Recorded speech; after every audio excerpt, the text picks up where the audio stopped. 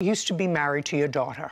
Yes, Your Honor. And according to what I've read, they were married for about 5 years. Yes. The thrust of your claim is that he owes for a couple of things, for rent and the balance of a truck. That's your lawsuit against him. I'd like to know, do you know the date of their marriage?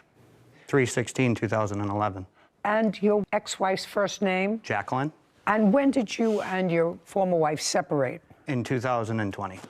And you had 2 children. How old are they now? They are 5 and 8. And who has custody of the children? Dalton has physical, and they have joint custody. Just a second. So he has custody of the 2 younger children? Yes. That's a yes. How long have you had custody of the 2 children? Since July of last year. At some point during the marriage, there was a truck purchased. Yes. Who purchased the truck? Dalton purchased the truck. I co-signed for it. And when was it purchased? Month and year? June of 2017. Was that the only car Yes. that they had? Yes. So that was a family car. Yes. And in 2017, was your daughter working? Yes. So both parents worked. And both parents, I assume, pooled their money and I assume made car payments. Yes, Your Honor. Yes. Is that correct? Both. And then they separated in 2020, and at that time, the children came to live with you. Correct. And you took the truck Yes. by agreement with your now ex-wife. Yes. In 2020, who made the car payments? My husband did. Is that correct? Yes. I made all of the car payments on that vehicle, all of them, from the time it was purchased until we paid it off. Okay, so what you're telling me is from 2017, you made all the car payments. That's correct. Did your daughter and son-in-law make any of those payments? Not directly, but they paid toward the balance of the money that they were. You Okay. paid for the truck That's correct. since 2017, since they correct. were married, Yes. with no reimbursement. I took payments out of my daughter's check. Just be very, very careful with me, sir. Yeah. I want you to be very careful with me. I read that, what we call in Yiddish, Babameises in here, that you took money out of your daughter's check. Babameises, it means grandma's tale. It means it's not true. It means it doesn't sound right to me.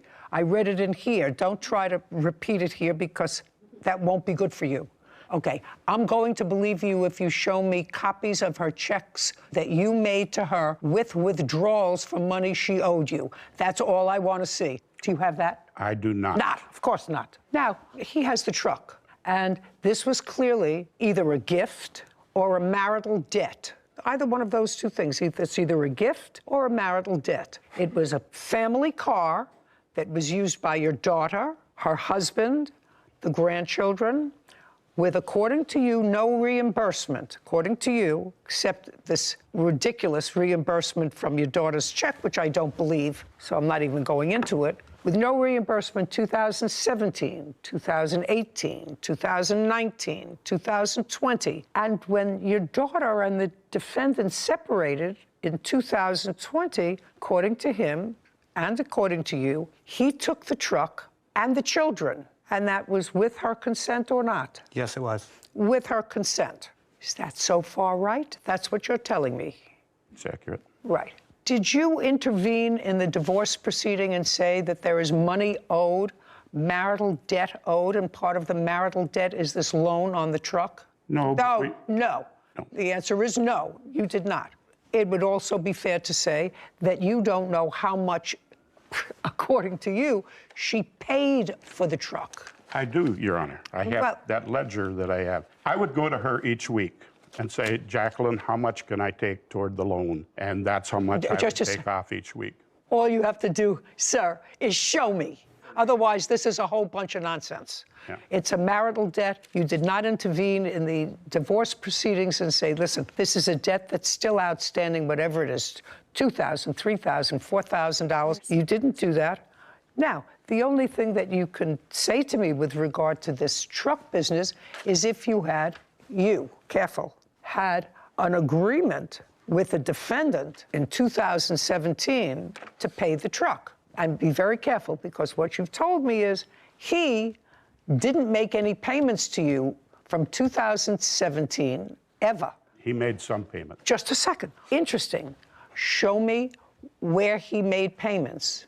Did you give him a receipt for payments? No, this is a small town, and It's not a small town, it's a family, sir. It's not a small... I do have the ledger. I'm not interested in the ledger you created. It's self-serving and therefore inadmissible and created for the purpose solely of this litigation and not created at the same time that the event took place. I might even cut you a little slack if you had a ledger, a book with entries in it at different times from 2017 in different ink with a day, how much was paid back, how much was paid back on the loan. I guarantee you do not have that. You have a very nice piece of white paper that you created for me. Is that correct? That is correct. That is accurate. Okay, so I'm not interested in your ledger. That's not a ledger. That's a document prepared for the purposes of litigation. So I want you to tell me what conversation you had and when with Mr. McDonald about paying for the truck. Caption, coming up. They bought this boat from you. Accurate. And how much did you sell it to them for? $2,500. Did they pay you for it? No, part of that was put on the ledger, and part of it was cash. You know I'm not buying your whole story.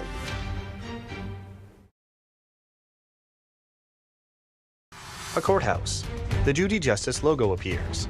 In the courtroom, Herman, Tina, and Dalton. Herman and Tina Smoody claim their former son-in-law, Dalton McDonald, owes for unpaid loans. Now, I want you to tell me what conversation you had and when with Mr. McDonald about paying for the truck. That was from the very beginning because I was paying all their bills. Just a sec.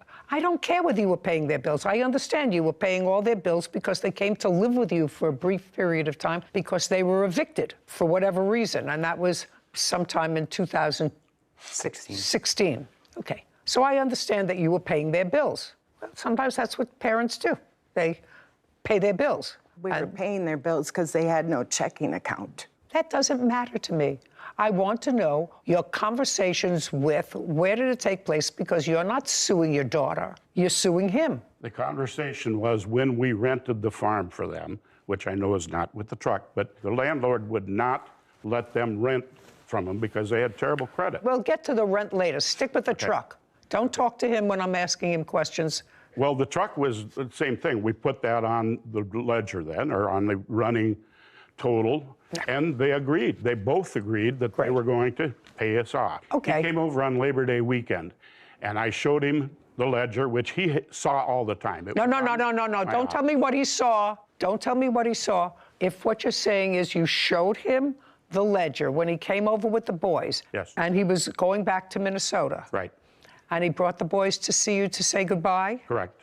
Okay, so far, it's very nice. You have a reasonable relationship with him, and certainly your daughter was clearly overwhelmed because courts do not usually split up children, so they must have felt that the children's best interest would be served if they remained with their father. Clearly what happened, the father came over to you to let you say goodbye to the children, and when he came over to let you say goodbye to the children, let me understand what you're saying to me. What you said to him was, not thank you for taking over this responsibility.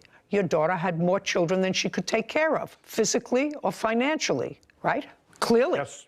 Clearly. So what you want me to believe that two nice people who took in their daughter with her two kids and a husband and bought a truck and made arrangements for them to have some place to live, that these two nice people, when he came over, because your daughter couldn't take care of her children, and he brought them to say goodbye, you said, it's very nice. I want you to take a look at this ledger and see how much money you owe me. That's what you're asking me to believe, right? I'm going to let you live with that fantasy that I believe that. And so I did give him the balance of what he owed me on the rent. No. And on the truck. Nice. And he he looked me in the eye, he shook my hand and said, Jerry, I promise I'm not going to screw you on this. I'm going to make those payments. Make payments for what? On the rent and on the truck. Okay. Did you have that conversation with him? No, I did not, Your Honor. The conversation was when I came up there the last time, Jerry was trying to sell his fishing boat, so I posted it on Facebook, and I sold it for him. In what month and year? That would have been September of 2020. After selling the boat, he gave me $1,200 for helping him. How much did he sell the boat for? It was $4,700. So that was after you'd already moved? Correct. With the children? Yep. Okay. He helped you sell the boat for $4,700? Just answer my question. No. Did you give him $1,200? No. He bought that boat from me a year prior to that. He had it. So they bought this boat from you. Accurate. When? That would have been in the spring of 2019. And how much did you sell it to them for? $2,500. Did they pay you for it? No, part of that was put on the ledger, and part of it was cash. You know, I'm not buying your whole story. I'm not buying your whole story sorry, because what Your if... Honor, I'm telling you the honest to God truth. No, I don't think so. I don't think that I would have sold people who had no credit, who couldn't buy themselves a truck, so you had to co-sign for the only means of transportation that they had, who couldn't pay for their rent, who couldn't pay their bills because of their bad credit. I don't believe this whole scenario about selling them a leisure boat for $2,500. It's mind-boggling that you would think that an intelligent person like me would accept that. Okay, forget the truck. You have the truck now. Yes. Okay. You haven't finished your story with me, so sold the boat, and he gave you $1,200. Correct. I gave him the $1,200 back, which made us even on the truck payment, and he gave me the title. Tina signed it, and then I brought it back to Minnesota and put it in my name. Okay. Who signed it? Tina signed it. My name was on it as well. Your name? Yes. As joint owners with him? Yep. Co-signer. Oh, interesting. In what month did Mrs. Smoody Yes. sign over the car to you? The same day that I gave Jerry the $1,200, that would have been in September. Now, do you remember the $1,200? No, it was $1,000 that he paid toward the loan when I sold the boat for him. Okay. And it was his boat that I sold for him. Okay. You did not create this as a marital debt. It absolutely was a marital debt. So I'm dismissing that portion of your claim that deals with the truck. Now, let's deal with the rent. The rent that you're talking about was rent in what property? The farmhouse that they rented. From in when to when? 2016, November 2020. And over the years that they lived there as a couple. Yes. The rent was paid to a landlord. Correct. By you. Yes. Is that right? Correct. And they, your daughter and her husband, would give you cash, checks, or whatever Cash, to usually. cover the rent. Yep. Yes. And how much did they give you to cover the rent? When we started out, rent was $800, and later on he raised it to $900. We never made it a set amount each week. They gave us what they could. And we've done this before in the past, and they've always paid us back. Well, then you should have sued them and listed all of this as a marital debt in the process of their divorce. So it could all have been... We're handling it could all have Jacqueline been, in another way. You what? We're handling Jacqueline alone. I don't understand what that means. Well, you're saying it was does that mean, marital. just a second. Does that mean that you've already served your daughter with a summons? Not yet, no. Of course not. Of course not. And you did know when they were divorcing. Yeah. You did know when they Yeah. were divorcing. I'm not buying anything of this lawsuit, most of which, at least the rent part, is totally stale. I'm just curious, Mr. and Mrs. Smoody, somebody wants to answer this question for me. Mr. McDonald has custody of your two young Yes. grandsons, who I assume that you were close to because they lived with you in your house. And you are, Came you back seem to like... live with us. The two boys came back to live with us. From when to when? December of 2021 until July of 2022. 6 months we had them. Just a second, 2022. Was there a court proceeding? No, But then in July, they went back with their father. that's accurate. And they've been with their father since. Yes, Okay, so the boys lived with you for 6, 7 months. right. Was that an acrimonious transfer? Caption coming up. That's what you meant when you said any employer that has gone through all that paperwork and red tape, as I have, will do anything to avoid it. The anything is firing the employee.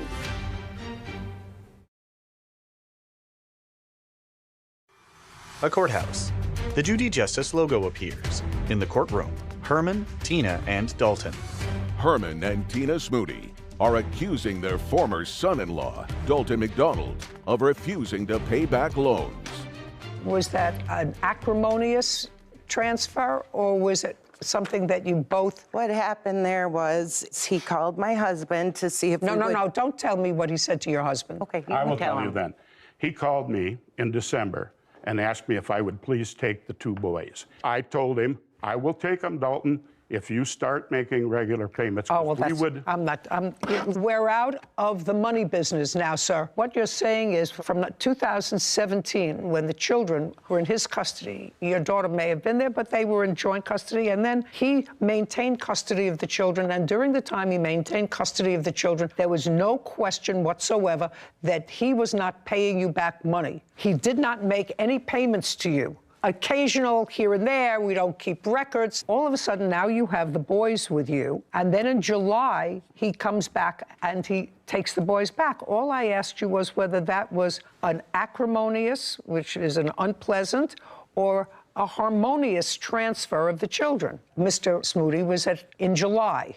In July, it was acrimonious because at that point, he'd gotten a restraining order against me. Against you? Against me while we had the children, because I sent him a letter saying that I wanted payment, and he went and got a restraining order against me because they took that as a threat. I'd like to see the letter, please, Kevin. Herman hands a document to Kevin, who brings it to Judy. She reviews it. And this is what needs to happen moving forward. That's correct. You need to mail me $200 on the 1st of every month and $200 on the 15th, starting March 1st, 2022. If I do not get these payments on time, the following will happen, which is, you know, you could say, I'm going to sue you, right? I'm going to sue you, but that's not what you say. You say, I will go to your boss and talk to them about garnishing your wages. Any employer that has gone through all the paperwork and red tape as I have will do anything to avoid it. So that's a threat. What you're saying is, I'm going to call your boss and tell him that I'm going to sue you, and then your boss is going to have to go through all the red tape of what it means to have a garnish on your salary. You have to go through accounting, and they have to deduct it. And no boss wants to do that, which is in effect say, so either you pay me or your boss is going to fire you. That's what you meant when you said, any employer that has gone through all that paperwork and red tape, as I have, will do anything to avoid it. The anything is firing the employee. The only thing that you can legally fire somebody. Just a second. Whether you can legally fire them or not, that's what you were threatening. That's what that said. So we got an order of protection against you. Correct. And? Then I didn't fight it because I didn't anticipate having any conversations or contact with him. When you wrote this letter, Yes. You had the boys. Yes. Right. Not before. No. Not before. And he had had the boys for some time alone. 3 months. He had had the boys for some time alone. Okay. Let's go back to my original question, which was, when the boys went back to their father, was it acrimonious or harmonious? It was not good. Well, so tell me your version of what happened. The reason it was acrimonious is because he knew very well that once we got him, we put him on a strict schedule. 8 o'clock, brush your teeth, 8:15, pajamas, 8:30, bed. Where was your daughter living at this time? With us. Yeah, just to say, if you're going to interrupt him because you want to get it out, I'm sorry. That's not going to be good for you. She had a room at our house. Just a second. So your daughter was living with you. So what you're telling me was your daughter was in the wind someplace. Accurate. Okay. You know, you had her for a long time. He only had her for 5 years. And I can understand the sadness if your daughter is in the wind and not being responsible, sir. But that doesn't mean he has to shoulder all the burden. Right now, he's shouldering all the burden of supporting the 2 children, which I assume you're doing. They're living with you. And so are you working? Yes, I am. And he's working. Your daughter is not. She's working 2 jobs. She always has. If she's working 2 jobs, why was she in a She room? wasn't renting. She was living there free. Okay, so now let's get back to this acrimonious transfer of the children back in July. Dalton called me, or called the kids. Okay, so he called the After children. bedtime. Okay, Called and my wife's phone 4 times. Ring, ring, ring, ring. And she wouldn't answer because kids were in bed. And then he called my phone twice. The second time, I have an old flip phone. I flipped it, walked in, because now I hear the boys are awake. I let them talk to the boys. And then I took the phone back and I said some naughty things to him and hung it up. What did you say naughty things to him for? Because I was very angry at him. Can I use some swear words that I used when I told him? No, I assume you used some terrible words. Yeah, but I want just the told him, thrust don't of it. call me anymore. Is there any reason that you discussed with your wife why she didn't answer the phone? Because the boys were already in bed. He had done that before. You already told me that you heard the boys, so you took the phone into his room. After the phone calls, they woke up. Is what you're telling me that the first time that he tried to talk to the boys, that you or your wife didn't answer the phone? I think it probably happened once or twice prior, and then we told him, don't do it anymore. Okay, fine. And this time we were fed up. Fine. So that's when he said, I'm coming to take the boys. No. Well, when did he say he was coming to take the boys? Not until July. Jacqueline told us that Dalton was going to be taking the kids once they got out of school. Okay, I'm going to take the pain out of this case, and I'm going to do it relatively quickly. I think, Mr. and Mrs. Smoody, that this lawsuit was very ill-advised. The defendant doesn't owe you any money. He doesn't owe you any money because if there was money owed, it was a marital debt, and it should have been taken up at the time of the divorce, listed as a marital debt, and then it could have been fixed by the judge who approved the divorce how much and by whom is owed money. You chose not to do that. It was only after a very acrimonious set of circumstances, roughly 5.5 years later, after this truck was purchased, that you chose to exercise any prerogatives with regard to a debt, except this letter, which threatens to go to his boss to get him fired if you don't stop making payments, and that was only after the 2 children came to live with you and were sort of overwhelmed. You have to understand, Mr. McDonald, who I think probably is trying, he's got the 2 boys. It got very complicated, but it's not a lawsuit, and I would make nice with him. He's got 2 children that you probably want to have some connection with, and this lawsuit certainly doesn't help that. Well, anyway, for all the reasons that I've stated, your lawsuit's dismissed. We're finished. Thank you. This court is adjourned. Herman. He owes us that money. He admitted he owed us the money. I think the judge was absolutely correct. He promised he was going to pay us the money back. I don't owe Jerry any money. Kids are irresponsible, have no sense of honor, duty, respect, responsibility, nothing. It really should be a family thing, and maybe one day it can go back to it. This was a great case that explains why a lot of cases in civil court have a statute of limitations before you can bring a certain kind of case, because here it was hard for us to understand why they would not have requested that money back earlier. So when you ask for it now, years down the line where so much has happened, court's not so likely to feed into that because you don't know what the real motivation is behind it. I agree. I think it's really foolish of them, especially since their ex-son-in-law has total custody of these 2 little boys, for them not to maintain reasonable relationship with him. It was a good showing, though, that if you do give money to your daughter, son, and their significant other, and they do get divorced, you should follow that divorce proceeding. So if you do have a claim, a legitimate debt or claim, then listed, that's the place where you should bring it. Absolutely. Title: Judy Justice. Are you having a family dispute? Go to are suing John's former client, Cynthia Booth, and her fiancé, Dwayne Burnley, for posting damaging reviews. Court come to order. All rise. Have a seat, please. Kevin approaches the bench.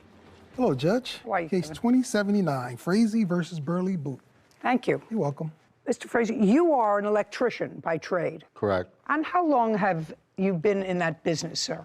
Since 1986 as a license and 1978 as an electrician. Now, maybe a decade ago, you're going to give me the exact year, month and year. You were called to do a job for this lady. Your last name is? Booth. Miss Booth. And you did an electrical job for her. We'll go into it more fully in a minute. When you were doing that job, you brought in a helper. This gentleman whose name is Mr. Burnley. That's correct. And before you brought in Mr. Burnley, I gather from the papers, Mr. Burnley did not know Miss Booth. Would that be a fair statement? That's a fair statement, but he did not bring me in. I was actually just driving down the street, and I'm new to the mountain, and I drove by and saw Mr. Frazee there, and I was... Listen, this is not Gone with the Wind. This is not War and Peace. I asked you a simple question. Before you were brought in on the job, you didn't know Miss Booth. That's correct. Right. And that was about 10 years ago. Correct. Since that time, since you were brought in on the job, you and Miss Booth have gotten to know each other a lot better. Correct. And I assume that by a lot better, that the 2 of you live together. Correct. And you've been living together for how long? Since November. Of this last year, Yes. November of 2021. But prior to that, you were social friends. Correct. And that social friendship started when first introduced to her at this job. It's the first time you met her. Oh, that's the first time I met her, correct. Correct. This is your problem, and this is the nature of your lawsuit. You allege that you did a job for Miss Booth almost a decade ago, and you came to ascertain that Miss Booth and/or Mr. Burnley had written some negative reviews about your company, currently wrote negative reviews about your company based on work that you did 10 years ago. Yes. That's your complaint. And you asked them to take them down. First they did, then they didn't. You found other ones posted in different areas. Now, Mr. Burnley, are you a working man, sir? Yes. What kind of work do you do? I'm an electrical contractor in Okay. Now, at the time that you first met Mr. Frazee, did you have your own company? Yes. You had your own company. Yes. In what year did you do Miss Booth's job? I did it on April 30th, 2013, Your Honor. That's not correct. That's not correct. Shh. Month and year, you say you did the job. The job was done on May 9th of what? 2013. Okay, so we're off by a month. Is that right?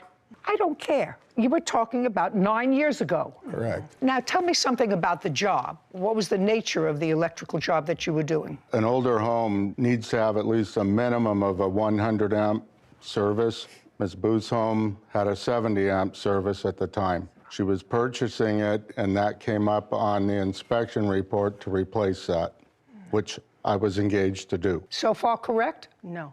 Well, now I'll have your version. Did you have to upgrade the electric? I had to upgrade due to a homeowner's insurance. Okay, well, That's what they required.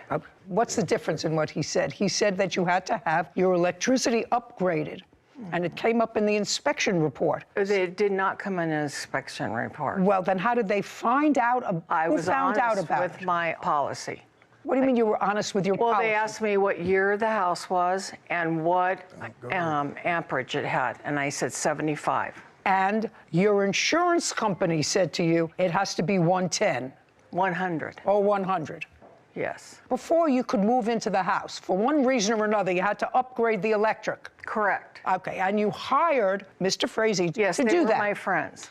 I don't care whether he was your friend or not. If he was your friend and he was a vet, you wouldn't have hired him to do your electrical work. Of course He was not. your friend and he was an electrical contractor. Right, correct. And when he came to your house to look at the job, did he come alone or with a helper? Alone. Once you change the ampage in a house, do you have to get somebody from either the county or the city where you live to sign off on it? That's either a yes or a no. Yes. And once Mr. Frazee did that, modified the ampage, did you have an inspection?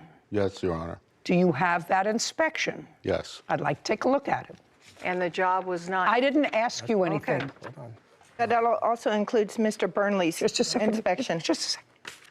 I'm sorry. Don't volunteer. I'm old. I get confused. I try to keep these things very linear, so even I understand them. Judy reviews a document. This is the inspection sign-off on the work that you did in 2013. Have you seen it? Yes, No. of course you have. No. Well, show it to them. You do remember that you had to have an inspection afterwards. Of course. Ms. Booth. Of course. Okay, it's just common sense. If you didn't have the work done and you said to your insurance company, I had the work done, the insurance company would say to you, show me proof that you had the Correct. work done, otherwise we're not giving you insurance. Correct. So you know you had an inspection after he completed the work. It wasn't after It was, the work. The work was never... Shh, shh. I didn't ask you anything. Okay. But I will answer for you. She Your wasn't- Honor. You can. Okay. You can. So the insurance company accepted your word that the work was done. Yes. Okay. Can I have that back, please? And I did tell them I had it signed off, but it was signed off when the job was half done. That's your problem. You want to sign off when something's half done? Fine. I wouldn't sign off when No, my I hair was do. half dry. Caption coming up. I'm saying to you that it was nasty and malicious. And it wasn't until the two of you were hoochie-coochieing that all of a sudden we got negative reviews about a job they did 9 years before. That's ridiculous. It's mean-spirited. A courthouse. the Judy Justice logo appears. In the courtroom, John, Cynthia Frazee, Cynthia Booth, and Dwayne. John and Cynthia Frazee claim John's former client, Cynthia Booth, and her fiancé, Dwayne Burnley, slandered their business. Dwayne is countersuing for filing a wrongful lawsuit. Now, my next question to you is, after 2013, did you perform electrical work for Miss Booth in her house? That's either a yes or a no. Yes. Now I'm going to ask you, what was the nature? I don't know. What do you mean you don't know? I don't remember. You mean, just a second, you remember the work that you did when Mr. Frazee was there in 2013, when you were with him, but you don't remember the nature of the work that you did for your girlfriend in 2018? I'm pretty sure it was a panel upgrade. Just a second. I want you to think. What kind of work did you do for Miss Booth in 2018? It must have been the panel upgrade that I did at her house. I changed the 100 amp out to a 200. Sure, look at me. Because that would be. Look at me. I'm sorry. So you changed the 100 amp. Shh. This is not my strong suit, and I have to tell you something. Of the 100 million people who are watching this, they're going out to get a cup of coffee right now. You changed the 100 amp that he had done in 2013 to a 200 amp. You upgraded it in 2018. And put a surge protection system And in a her surge house. protection. Yeah, now I do recall. Great. When was the first negative review that you can show me written about your company? Now we got what's going on. Now I have it clear. Do you have it clear? I think a little bit more fuzzy than you, but clear enough. Do you have it clear? I have it clear now. You have it clear? Well, just to make it crystal clear, Mr. Frazee did work at Miss Booth's home in 2013. It was electrical work. It was electrical work performed by him with the help of Mr. Burnley, because in order to get a homeowner's policy on her new house, she had to upgrade to satisfy, according to you, only insurance. Correct. That's what you say, from 70 to 100 amps. Yes. Look, this whole new thing at my age, I'm learning. Now, evidently, they liked what they saw in 2013, and that materialized into a romance. Good for you. And in 2018, I assume he was living there? No. When did he move in? November of. Shh. November of last year. Yes. Okay. But you were dating in 2018? Yes. Yes. In 2018, Mr. Burnley, not with the help of the plaintiff, replaced and upgraded the 100 amp to 200 amp, which is much better because I know that I have 200. That's, you have to plug things in. It's 110, 220, right? Yeah. 110, 220. And he put in a surge protector. Now, even I know what a surge protector is. Correct me if I'm mistaken. That means if there's an overload, a lightning strike, whatever it is, it protects it so the whole board doesn't fry and everything turns off, and then you have to replace all the wires go zzz. Am I right? Right. So he upgraded the system and touched of necessity what Mr. Frazee did in 2013. No question, had to do that. Now I'd like to see the negative reviews and when they started. The first one we found was in 2019, Your Honor. Well, are these in order? This was... That's the most current one that was in February of 2022. Did you write this? Frazee Electric, he was supposed to do a panel change and never put rods in and fried my electronics in my home and garage opener. Left such a mess and never cleans up. That's correct. Did you write that? Yes, I did. When? In what year? It's about 3 years ago. 3 years ago, 2018. Approximately. About when he changed the electrical Yes, system. Just a second. Okay. About when he changed the electrical system. All right, then you wrote something. I will not even write this company 1 star due to the unprofessionalism in completion of work. Hired this electrician to do a 100-watt panel, never grounded, never finished, and left a mess. He's known for not cleaning up. Had to hire another electrical contractor that was most professional. Now, when did you write that review? About the same time. 2018? Yes, on a different review. That was a different one. And you said that you had to hire another electrical contractor. Yes, I to did. finish the job. And who was that? That was DMB Electric. That was him? Yes, I called Just a second. 2 competitors. Just a second. In what year did you call them? Oh, this was No, in what year did you call him? 2013. After he left, you called them. I called 2 other contractors. Just a second. Did you end up using Mr. Burnley? Yes, I did. Okay, so back in 2013, you were dissatisfied with this company. Yes. Let me follow this. 2013, you were dissatisfied with the company. You called another company. 2 other. Just a second. You called another company, but the county had signed off on your job. Yes. What you say in your answer is that they signed off erroneously on the job. Well, yes. I have to take at face value they're signing off that the job was completed. And I assume you got your homeowner's insurance. Yes, I did. After he left and after you had the county sign off. Yes. Yes. Okay. But they... Now, just a second. Now, don't tell me a but. No. Now, 5 years later, because this was written in 2018. Correct. 5 years later, you're now dating Mr. Burnley. Correct. Who's now living with you. No. Who had, well, you say you moved in 2021. Oh, 21. Yes. I thought you Yeah, who's now living Yeah. with you. You began dating in 2018. That's correct. And Mr. Burnley, who is now living with you, and in 2018, you woke up one morning and said, who now has his own electrical company, woke up and said, 5 years ago, Mr. Frazie's company and he did not do a professional job in my panel. And now we're dating. And now all these negative reviews come, not in 2013 when we, Sarah, you have Yelp and all those things in 2013? I'm not sure if I can get back that far, but I could search. And I wasn't aware of Yelp.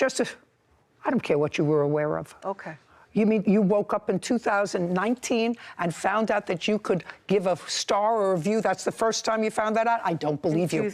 I don't believe you. Well, it's I just true. want to tell you something.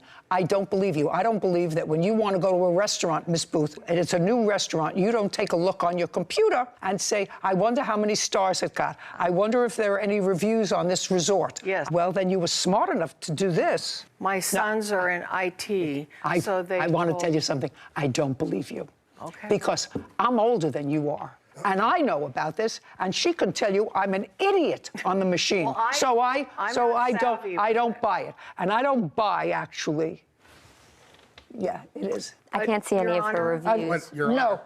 But there are reviews on Yelp of his business that all are very positive. I have them if you'd like to see them. I will look And at I them. have negative reviews that says the exact same thing what Cindy posted. Just a second. You don't understand what I'm saying to you, Mr. Burnley. I'm saying to you that it was nasty and malicious, because if she was unhappy with the service, it would have been posted in 2013, I did. 14, 15, 16, 17. And it wasn't until the two of you were hoochie-coochieing that all of a sudden we got negative reviews about a job they did 9 years before.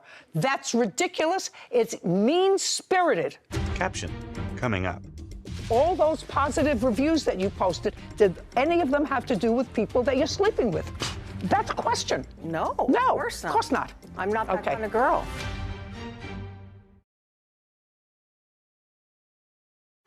A courthouse. The Judy Justice logo appears. In the courtroom, John and Cynthia Frazee, Cynthia Booth, and Dwayne.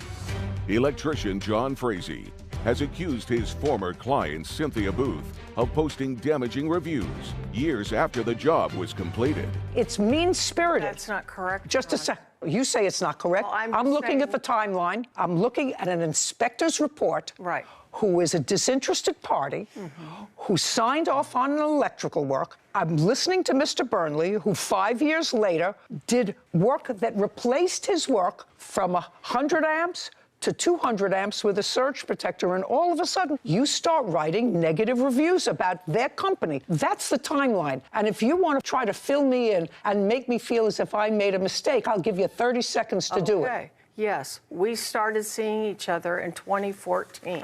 And my sons are in IT administration, and they had told me, Mom, you don't know Don't about tell me what Yelp?" your sons. Don't tell me what your sons Okay, told I you. didn't know about Yelp or Google reviews Back then. and back at that time because I'm not computer savvy. You want to know something? I don't believe you. I don't believe you. I'm almost 80 years old, a lot older than you are. And I know that if I want to look something up, which I do occasionally, I look something up and I say, did so-and-so eat at this fish restaurant? It's a new place, it's a new town. I'm going to go there and take a look at it. I know how to do that. And I'm an idiot, and I'm an idiot. And if you just found it out, if you just found out how to do it, then there was no reason for your first review to be about his company. No. About a job that was done. 91 other reviews I've posted. Just a second. Positive or negative? Positive. Are you sleeping with any other electrician? No, I'm not. Just a second. That's the end. All those positive reviews that you posted, did any of them have to do with people that you're sleeping with? That's a question. No, No, of course not. Of course not. I'm not that kind of girl. What I'm telling you is the timeline doesn't make sense. These nasty reviews written about a job that started 9 years before, in this case, 6 years before, now that you are sleeping with a head of an electrical company, don't make sense. And my nose tells me if it doesn't make sense, it's not true. Now, when you came back a month later, what else did you do? Didn't clean up a mess. Just a second. Didn't clean up a mess. Yes, I cleaned up the mess. You cleaned up what mess? My mess. He your doesn't mess. clean up his mess. Well, you didn't. That's what she told you. No, I have other reviews of other people on the internet that posted that. I'm asking you a question. You didn't clean up his mess. I didn't clean up his mess. I misunderstood you. Okay, well, that's what I said. sorry. You didn't clean up his mess. No, I cleaned up his mess. And didn't write a review. Well, I didn't know about Yelp. I'm telling you, you can say it until the cows come home. I not don't true, Your believe Honor. you. I don't believe you. And I don't believe that the first year that you found out to write a review is when you and Mr. Burnley started a relationship. I just don't believe it. No. And I think it's mean-spirited. You have to know, Miss Booth, I think it's mean-spirited. But we were seeing each other in 2014. You were seeing each other in 2014. Yes. You have a company, sir? Yes, I Do you do. have a company? Yes. Are you licensed? Yes. What's the name of your company? DMB Electric Inc. Just would you take a look at that, Sarah? It'll be under DMB Electric Services Inc. And in what year was your company formed? This She's- one, this this- one, 2013. He had a prior I had a prior one. 2013. Yes, Your Honor. Was that before or after you did her job with him? Before The or license- after? I had the license before. No, the company. I said, was the Yes, company the company formed? was established. Careful, because she's a whiz with the computer. No, that's good. Was your company formed before? Yes, Your Honor. Before you did the job with him? Yes. Okay, in what month in 2013? I don't know. Are you what date. guessing? Yeah, I'm going Are to you guess guessing? January. Yes. Was it before or after you did the job with the plaintiff? If you don't know the answer, say, I don't remember. I don't remember. Okay, now. The business was incorporated March 20th of 2013. Does it have any reviews? Only 4 from the past 2 years on Yelp, all positive. By the way, did you ever write a review for him? Did you ever write a review for Mr. Burnley's company? Is not an answer. Did you ever write a review for Mr. Burnley's company? Stop shaking your head, Mr. Burnley. Did you ever write a review for Mr. Burnley's company? No. No. Okay. I don't know what it is that you didn't understand. Sir, you didn't say much. You don't have to say much. I got what went on here, and I think it was mean-spirited, and you're suing for $10,000. Yes, Your I Honor. think that their reviews and the abuse of the critique of your business warrants the award of $10,000. You have a counterclaim. Which one of you has a counterclaim? I do. Yeah, I'm going to tell you something. Your counterclaim's dismissed. I think that you were a co-conspirator in her writing these reviews. Was not. Counterclaim is dismissed. Judgment for the plaintiff in the amount of $10,000. We're finished here. Thank you very much. Your Honor. This court is We're done. adjourned. Outside the courtroom, John, then Dwayne. During the COVID shutdown, when nobody had any work in a small community of 5,500 people, that's what they chose to do. Hey, I'm glad it's behind me, man. That's all I can say. He was just getting his license, and I helped him begin his business, and this is how he serves me. Sarah and Judy. I agree with the judgment, but why $10,000? That seemed a little high for me. You can permanently hurt somebody's business, their livelihood, if you write a negative review. Because people more and more rely on the internet when they seek a service, rely on somebody else to say, I've had a good experience or I've had a bad experience. I believe, based upon the timeline that we heard, that the defendants wrote these reviews for a reason other than bad electrical work. Because if there was bad electrical work, that would have shown itself between 2013 and 2018 when her fiance redid the whole system. Or it wouldn't have passed the inspection. Or it wouldn't have passed the inspection. So that to me is malicious. I think you have to get a real wake-up call. And to me, $500 doesn't do it. It's malicious, and I don't think he has to show any real damages other than the reputation of his business has been sullied by someone for malicious reasons having nothing to do with work that was performed 9 years before. And I'm perfectly comfortable with that judgment. Title: Judy Justice. Have you been cheated? Go to judyjustice.tv. Have a seat, everyone. Kevin. Hello, Judge. Case 2098, Shepard versus Velasquez. Thank you. You're welcome. Okay, Ms. Velasquez, I'm going to start with you because the case is unusual and the case really starts with you. You were driving your car. Correct. And had an accident on the 13th of February of this year. Right. Tell me about it. I was going west on... You were driving? I was driving. First, at what time did this take place on It February happened 13th? at about 1 a.m. Where were you coming from? From my sister's home. Anybody else in the car with you? No. What day of the week was February 13th? That was on a Saturday. So you were at some sort of a gathering at your sister's house? I was at my sister's house, yes. How many people were at the gathering? There was just about maybe 10 of us. And what time had you arrived at your sister's house? Saturday, mid-morning. Did you have dinner there? Yes. Any alcohol served all day? Yes. What kind? Just a beer. I wasn't there. A beer? My Beer? invitation got lost in the mail. What were you drinking? I drank 2 beers, but that, again, mind you, it was at the afternoon. Just a second. Yes. So you had 2 beers? Yes. Now you get into the car, it's 1 o'clock in the morning, and you're on your way home, and see what happened. Okay. Traveling from your sister's house, maybe I'll make this easier for you. How far a distance is it from your sister's house to your house? About 20 minutes. And how far into the trip did this accident occur? Like 15 minutes. And tell me about the accident. Okay, so I seen like a dog or something in the street. So as soon as I seen it. Just a second. So it's 1 o'clock in the morning, you see something in the street. That's what you said. Okay, well, it was something, but it turned out to be a dog. So what did you do? I swerved to not hit the dog. Swerved to not hit the something. But it was a dog. Well, we're going to get to how you know that. So you swerved to avoid hitting the something, and you went into a house, went over a fire hydrant. The fire hydrant, actually, when I hit the fire hydrant has pushed me into the house. Fire hydrant, water, and you went into the house. The force of the fire hydrant didn't send you into the house, madam, unless you're telling me that the fire hydrant went and the water was such force that it pushed your car into the house, which I won't believe.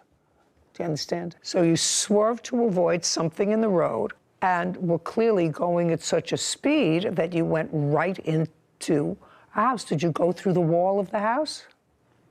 That's either a yes or a no. Yes. And that's what this case is about, because Miss Shepard is a renter in that house. And she says that everything of value that she had was destroyed because of the water and inundation. And your automobile insurance company paid the owner of the house for the damage to the house, but did not compensate Miss Shepard for any of her property that was destroyed.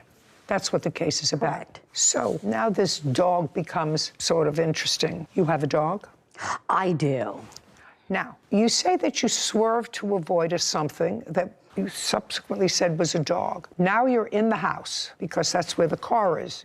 I assume that they had to get you out of the car.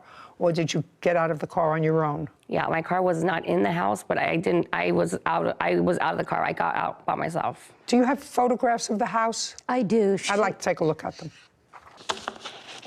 Whitney hands photos to Kevin, who brings them to Judy. She reviews them. Oh, that's pretty much in the house. Yeah, she went through 2 walls. Yeah. Do you know how much money your insurance company paid out to the homeowner? $5,000. $5,000. Is this your car? Yes. And this is where it landed? Yes.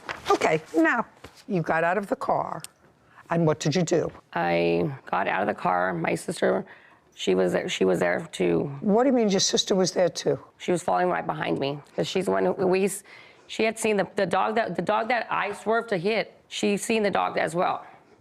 I'm talking to you.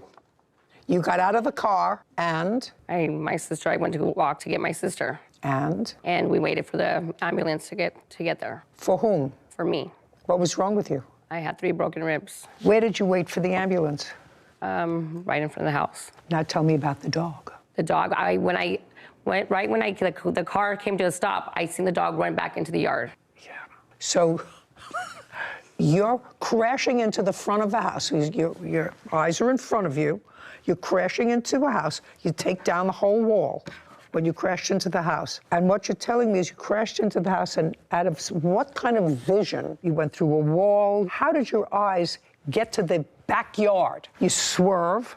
You go into, either you swerve because there's something in the road, or you swerve because you weren't paying attention, or you swerve because the beers that you had were too late in the day, whatever the reason that you swerved. But now you're facing the inside of a house. I want to know at what point you saw a dog run to the backyard. Well, the car wasn't, I didn't hit head on. It was on the side. It was on the left side, the right side. It was on the right side. So when I hit it, everything went to the right side. I didn't hit it straight on, head forward. This is your car. But I did not hit it straight This is head your on. car. So you're telling me your car was damaged before? No, ma'am. Okay. Now, I'd like you to tell me, Miss Shepard, I'm sure you have a list of things that were destroyed. You did not have renter's insurance. I did not. And what happened when you submitted a claim to Miss Velasquez's insurance company? Absolutely nothing. They never even got back to me on it. Okay, I'd like to see proof that your insurance company paid the owner of the house. I don't have that on me. You have your insurance card here? Yes. Good, I'd like to see it. Rachel produces a document, then hands it to Kevin. He brings it to Judy, who reviews it. Did you make a claim? I did. I did the day on February 14th. Who owns this car? I do. What kind of car were you driving? It's a 2017 Honda Accord. Did they pay to have your car fixed? No. Did they cover it at all? You had a $500 deductible for collision. Did they pay for your car? No. You have medical records? No, I didn't bring them. Did the police respond to the location? Yes. Were you given a blood alcohol test or a breathalyzer test at the scene? No. Do you have a police report? I do. I'd like to take a look at it. Whitney hands a document to Kevin, who brings it to Judy. She reviews it. Okay, arrived at the scene at 2:30 in the morning. This was determined to be a solo vehicle crash with minor injuries involving an impaired driver. That impaired driver would be you, because she wasn't driving her house. Now, Ms. Velasquez, not good form when the police reports. Do you see the police report? Have you seen the police report? Yes. Okay, so you know the police report found that you were impaired at the time of the accident.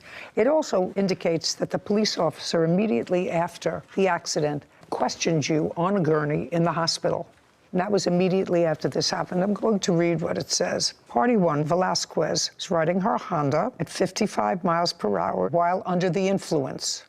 It says at the time of your statement, Party 1, that's you, states she attempted to turn left because she was heading to her mother's house, but did not recall how she crashed. Certainly don't see anything about a dog here, only an impaired driver.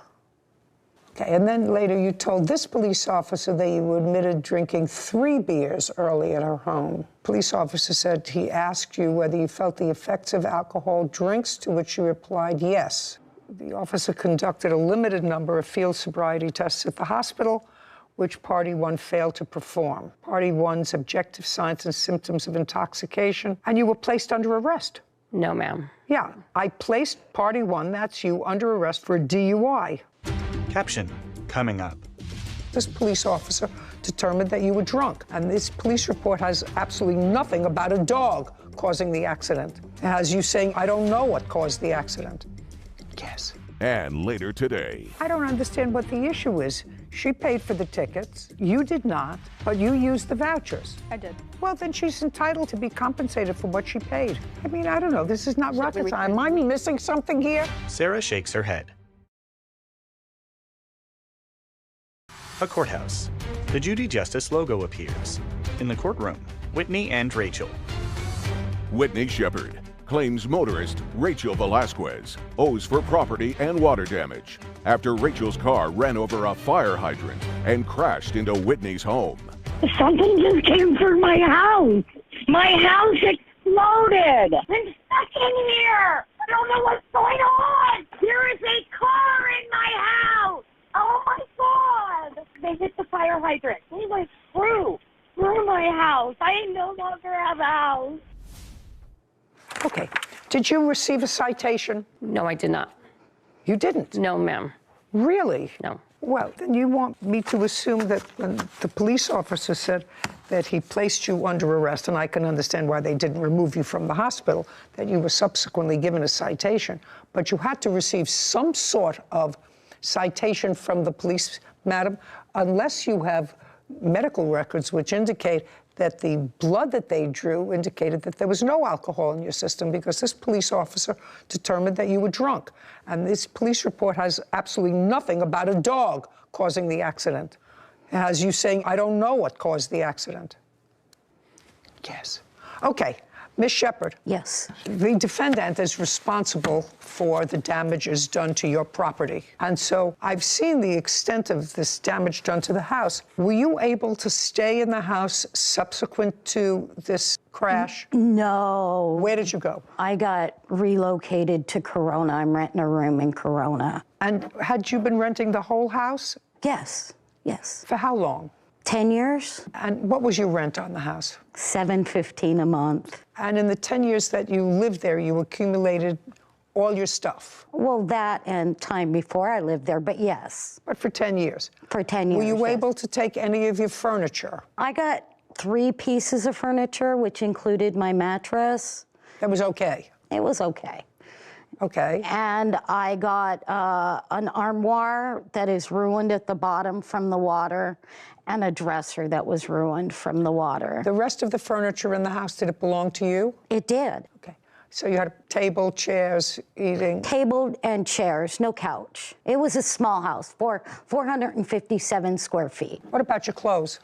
I have not seen my clothes since the day the accident happened. Did the water infiltrate the house as a result of the fire hydrant? Yes. I was trapped in that house for 4.5 hours. Me and my dog were trapped in the house for 4.5 hours. My dog was in bed with me, sleeping. When you left to rent this room, did you take anything with you? Well, the night the accident happened, when I was trapped for 4.5 hours, I was hiding because the fire hydrant was throwing big rocks onto the roof, and I thought the whole house was coming down.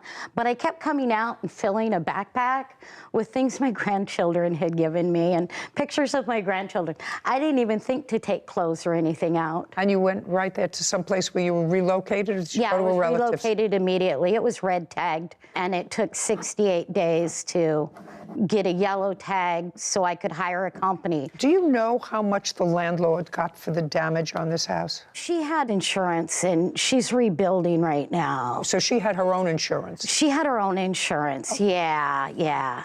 Okay. Ms. Velasquez, there's no question in my mind that your mind is fresher at the time of the incident than it is months and months later, when you've had a chance to reflect on why an accident is not your fault. You were questioned by police officers immediately after the incident. You responded, actually, to the police officers and told them what happened and told them that you crashed and you didn't know why. The police officers observed your demeanor. They determined that you were operating a vehicle under the influence of alcohol. I don't know whether you have insurance or not. I don't know whether you had insurance on the date of the incident or not. But by your careless and reckless behavior, you've turned this lady's life upside down. She had a little life in a little house where she had all of her property, and you've turned her life totally upside down. She has nothing. And you're responsible for that. So if you had no insurance, or if the insurance disclaimed, that would be your problem. Judgment for the plaintiff in the amount requested, $10,000. We're finished. Thank you. This court is adjourned. Outside the courtroom, Whitney, then Rachel. I think it was the correct decision, as it really could be the only decision. I remember seeing the dog going through, but yeah, it was an accident. I thought my house exploded, and I was in a house that was going to come down with my dog. Luckily, I didn't hurt anybody. I think anybody who would drink and drive isn't willing to take responsibility for their actions. Judy and Sarah. You know, sometimes you're the windshield and sometimes you're a bug. Sometimes you're both. As in this case. That's really a trick. I have no idea what that insurance is. A lot of fine print, I'm feeling, was probably the issue. Yeah, but I cannot imagine if it was legitimate insurance, and she had legitimate insurance, except that she's got a $10,000 maximum on any sort of collision. So I don't know what it is. I actually feel sorry for that lady, don't you? Me too. Everything in 500 square feet in a home that she's built. And she's comfortable. She was comfortable in that. No, exactly. She has nothing. And I didn't see a whole bunch of remorse there. Nope, me neither. Case number 2033, Broussard Ferrero versus Stigley. All parties, please step forward. Tammy Broussard and Catherine Fierro are suing 21-year-old Alicia Stigney for travel vouchers and harassment. Whose son was it who was living with the defendant? My son. Broad strokes, what I get from this. Is that your son? Yes, ma'am. Your son became involved, according to you, with the defendant. She has one child with your son and one child with someone else. Yes, ma'am. What I gather, there was a time that everybody was happy living together, and I believe it was your brother who was getting married in Las Vegas. Yes, ma'am. And the defendant at that time was put in charge of ordering the plane tickets for everyone to go. But the defendant was told to use someone else's credit card. And who was that? That's Catherine Fierro's. That was Miss Fierro. Yes. Miss Fierro is whom? I am the fiancée to her brother. In any event, the wedding did not come off as planned in Las Vegas. Parties did not use the flight tickets that you had booked with someone else's credit card. Correct. And you were given travel vouchers, and that's what they're suing for. They want their travel vouchers. That's it. So I just have a few questions. It's not a very difficult case. When you booked the flights for everyone, how many tickets did you book? It was myself, my 4-year-old. The infant was a lap, so she would not count. And your boyfriend? At the time, yes. Rowan. Yes. And then it was also Tammy Broussard, her daughter, and that was all. Whose credit card did you pay for those tickets with? It was Kat's. That's you? Yes. And did you pay for those tickets? They were put on my credit card. Yes, they were, Your Honor. Did you, in fact, pay for them, is my question. Yes. I'd like to see proof that you paid for their flights. And if you have the following month's bill as well, did you ever receive a credit for those flights? No, I did not. I On wasn't your aware credit- what happened until I asked the son, the airline, to send me this. I'd like to see it. There you go. Because it's still on your credit card. Yes. Judy reviews the document. Okay, so you received vouchers, according to this, that totaled little over $1,000. Yes. What did you do with them? I did use them. Just a second. You didn't pay for the tickets. Correct. So my question is, why didn't you turn the vouchers over to the people who actually paid for the tickets? Caption coming up. You booked the tickets but didn't pay for them. Wedding got canceled because of COVID. You got vouchers for what she paid for and you used them without any agreement. What is the issue here? Am I missing something? Sarah shakes her head. A courthouse. The Judy Justice logo appears. In the courtroom, Tammy, Catherine, and Alicia. Tammy Broussard and Catherine Fierro claim 21-year-old Alicia Stigney owes for travel vouchers and harassment. Now, did you discuss the vouchers with her? I did not meet her until, I believe, early February when we left Las Vegas to go to Minnesota. And shortly after meeting her the day that we got there, she called my fiance, asked if we could watch the baby. No. But we did have a discussion about it, a slight one. Only a discussion with you. I don't want to hear about any conversation. Well, I did bring it up. Well, to her. I'd like you to tell me what the discussion was. When we came to watch her baby for the first time, she went to show me the baby's room where the diapers were, where the wipes are, and she was running around looking for wipes, and I said, I don't want to seem rude, but you do have the vouchers, correct, for the wedding. They were specifically meant for my wedding. And she said she didn't really have time to talk about it, that she was going out for the weekend to Rochester to go out and have fun with her. So she just left very quickly. Then we watched the baby a second time, and I decided to leave a little bit early to get to the house to watch the baby. And when we arrived, she was out the door. So she did not want to talk about that's sort of speculation. Yes. I don't understand what the issue is. She paid for the tickets. You did not, but you used the vouchers. I did. Well, then she's entitled to be compensated for what she paid. Your Honor, she also posted on Facebook trying to sell the tickets. Well, I mean, I don't know. This is not rocket science. Am I missing something here? You booked the tickets but didn't pay for them. Wedding got canceled because of COVID. You got vouchers for what she paid for and you used them without any agreement. What is the issue here? Am I missing something? I don't think so. Would you tell me? Yes. So back last year, I have the agreement. It was sometime, I think June or July. Tammy moved to Minnesota or to Austin. Don't go off on a listen to me. Her apartment is in my name because she couldn't put it in her name. Okay, and? So they said, because later in February, Kat had now moved into Tammy's apartment with Tammy that is in my name. Okay. So they, as a thank you, they had said that they did not want the vouchers back, that I could use them. They also said that they would not able to use them before they expired in October of this year. That is not true, Your Honor. What do you mean they said? Those are two people. Yes, Tammy and Kat. I had ran into Kat at Walmart sometime late March, I think it was, after me and the Romaine had broke up. Whatever his name is, Romaine. Romaine and I broke up. Yes. I'm still trying to figure out why you didn't give her the vouchers when you got them. We were still together, me and Romaine. We were planning on taking a trip this year. What difference does it make? Were you supposed to pay for the tickets to Vegas? No. Was that your agreement, that somebody else was going to pay for them? They agreed that they'd pay for them, yes. Is that right? To come to the wedding, not to go anywhere else, just to come to the wedding, but the wedding was canceled. Yes. Correct. And we did not speak at Walmart about anything about those. What I have here are two charges, one for $320 and one for $538. Is that what you spent on the tickets? Yes. And ma'am, I have something from June 18th on Facebook where she was trying to sell them on Facebook. And I had... I actually, Ms. Brisson, don't understand why you're here. I'm here because there's also a harassment. We have a police report regarding that. Okay. As well okay, so with regard to your claim, she owes you $858 for the tickets. Yes. So that judgment is taken care of. You can have a seat. Thank you.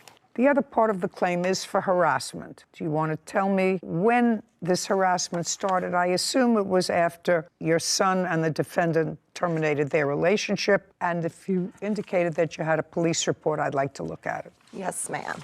Here is the police report. And actually, the harassment had started. Just 1 second. Judy reviews the document. As far as this police report you gave me, the only thing that's complained about here, really from your end, initially, was the fact that your son's tax money was put in her bank account by mistake. It was something entirely different because he doesn't have the evidence that he needs with that. I don't care. I'm just telling you what the document is that you handed me as evidence of harassment. And the document that you handed me as evidence of harassment, the focal point of it is last week his tax return got deposited. Alicia withdrew all the money from the account, and this included $1,500 from the tax return and $1,000 that was in the account. That was the crux of your complaint against her. Well, that's not harassment. Well, the harassment had started on April 27th, which is like a month after those two had broken up. It was a really nasty thing. I don't know, like it says in there, I don't know if it's coincidental, but she sped through a yellow light, almost hit me once. Her boyfriend had been a total nuisance in my parking lot, blowing the horn. Listen to me very carefully. If you feel as if you are the subject of harassment, file for a protective order. Do you understand? Yes, ma'am. Okay, good. The defendant owes your co-plaintiff $858. Thank you. This court is adjourned. Alicia. I was very nice to them, and they just disregarded all of that. She's very upset because my son no longer dates her. There was drugs involved where she couldn't get her apartment of her own. I pay my own rent, I pay my own bills. I just have bad credit, and it's not even a drug-related thing. I was nice and put their apartment in my name, and that didn't matter to them. She's a thief. I mean, those tickets were meant for my wedding, and she used them for something else. It doesn't matter if you're nice or not. you give it back. Judy and Sarah. I wish they were all that simple. Yeah, I mean, from reading the papers, I could tell there was some more conflict than I think we got into. But none of that underlying conflict between any of the parties had anything to do with the facts of the case. That she used someone else's credit card, she received a benefit that she did not pay for, and they were entitled to it. Easy. Yeah, easy. Yeah, easy. Are you a victim of a scam? Go to judyjustice.tv. Clun for a semi-automatic rifle. Court come to order. All rise. Have a seat, please. Kevin. Hello, Judge. Case 2055, Lukoski versus Clun. Thank you. You're welcome. Mr. Lukoski, am I correct that you own or manage a shooting range? Yes, it's a target range. It's on my own property that I own in northern Minnesota. And it's licensed to do commercial target shooting? Not necessarily. What I do is... What is not necessarily? What does that mean? Well, for 19 years, I have been a firearms instructor for the permits to carry for the sheriff's department in my county. Okay. So I don't believe that the training is good enough that the people are getting to be able to carry handguns on the street. So I give them a free additional training session at my range. You also sell guns? I do not sell guns, no. How do you make money, is my question. So I give money by charging people for the class. Well, that's what I'm talking. You charge people yes. to use, and you don't need a license to run that sort of operation in your county. No, you have to be a registered NRA instructor, which is also, you know, Are you? Yes, I am, ma'am. For how long? Oh, I've been doing this for 19 years. The case is really not very complicated, but let me see if I can break it down to its most basic elements. There was a gentleman who regularly came to your range. Yes. And his first name was? Jim. How long had he been coming to your range? A couple of years at least. And then, according to what you indicate in your complaint, and Mr. Clun doesn't deny it, he got sick. And according to you, the nature of his illness, you felt prevented him from using a heavier weapon. Yes, ma'am. And so you loaned to him, because of his illness, a rifle. Yes, ma'am. What kind of rifle did you It loan? was a sporting rifle. It was very lightweight. What kind? It was called a PS-90. That was the model. PS? PS as in Sam, 90. Would you take a look at that, Sarah, please? I have a picture of it, Your Honor, if you'd like to see one. I would. It's very unusual. Alan produces a photo, then hands it to Kevin. Thank you. Kevin brings the photo to Judy, who reviews it. The image depicts a small rifle. Okay. I see it. Thank you. And on approximately what month and year did you loan Jim this gun? Well... Well is not an answer, so let's think carefully, because we know we're coming probably forward a month approximately before he died, which was I don't know when September. that was. September 8th, I believe he passed away in 2021. How did you find out that he passed away? I believe Mary here, who's here because of the fact that she caregave for him while he was going through cancer treatments. She was his reason for staying alive. And she also did witness some things that happened in this case. Okay, I'll get to you in a second. So he passed away on November 8th. He died on September 9th. 9th? Yeah. Okay. And okay. Prior to his passing away, Jim and Mr. Clun had some business deal. And Mr. Clun believed that Jim owed him money. So far, right?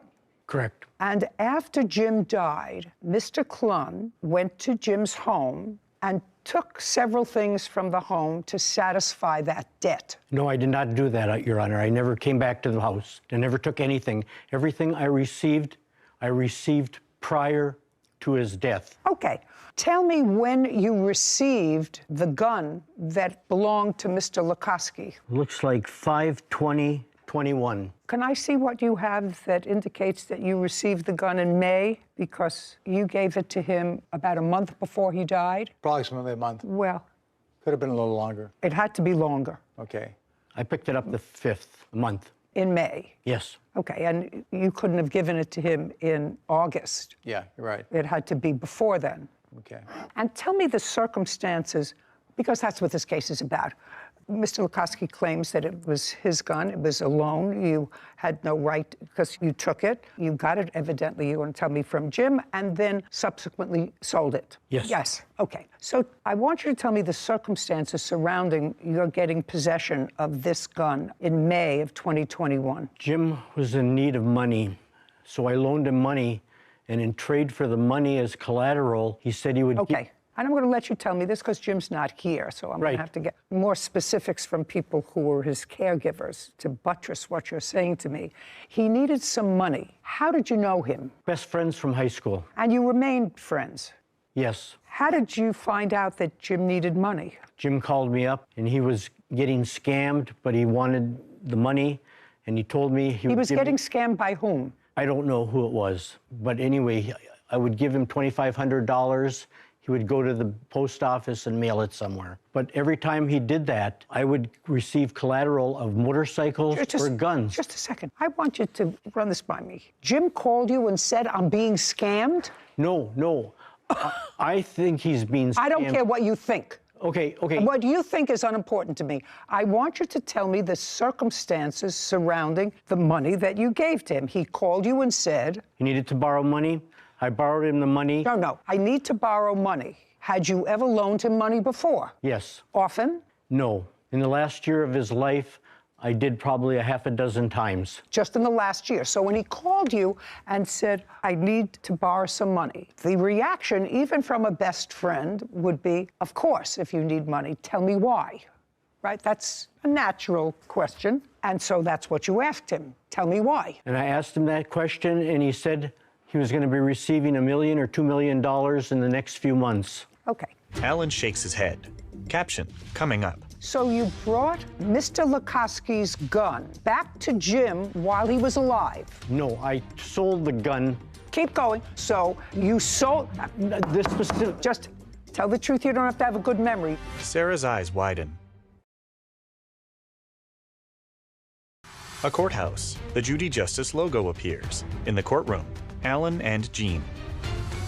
Alan Lukoski claims business owner Jean Klun owes for a semi-automatic rifle. So did you ask him how? I asked him how, and he said he had it all planned with this guy he was sending the money to. That's all he told you about it? Or did he go into specifics? He did. It had to sound interesting to you, Mr. Klun, because if my best friend called me and said, I need to borrow some money, and I said, tell me why.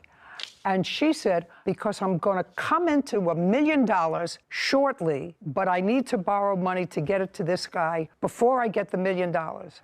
I would say, explain that to me. And I did. And he said... And he said... He said that he would be receiving money in the next month or 2 months. Mr. Klun, then you would say, how does that, and can I get in on it? You know, if I'm sending you $2,500, which is what you said you gave him, I would say, oh, gee, $2,500, that's a reasonable investment, and I'm going to get a return on my money of $1 million shortly. I would say, is there any piece of that for me? I didn't question him. He just wanted the money, and he said in return for the money, he would give me the motorcycles and guns as collateral. Okay. May I please see the written agreement that you had? Verbal.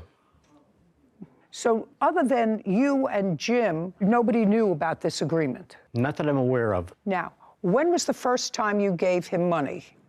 Looks like May. May? Of 2021. Okay. And when was the last time you gave him money?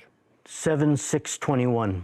Between May of 2021 and the beginning of July, how many times did you give him money? 4 times. And you have that documented with bank records, et cetera? Right here, Your Honor. Okay, great. And tell me how much in total you gave him. $7,500. Kevin, would you bring me the documents that Mr. Klun is looking at, please? So in total, you gave him $7,500. And in return, according to you, you took possession of how many motorcycles? 3 motorcycles. And they belonged to Jim? And he signed over the titles and everything to me. Well, they were collateral. Right. But he signed over everything and gave me the titles for everything. Can I see the titles to the motorcycles? They're sold, ma'am. Interesting. As well as the rifles that I got also. I'm just asking you, do you have the sales receipts from the 3 motorcycles? There were 3? Did you say 3? Yeah. Do you have the sales receipts from the 3 motorcycles that you say you sold? No, but I was paid $5,000 in cash for the 3 How am I supposed to know that, sir? Okay, You sold well, 3 anyway, motorcycles. Okay. How am I supposed to know? I mean, all of this is coming out of nowhere, actually, with no proof whatsoever, unless you're prepared to give me some flesh on this bone of a case. Could you stand up? Your first name is Mary? Yes, it is. What's your last name? Wellman?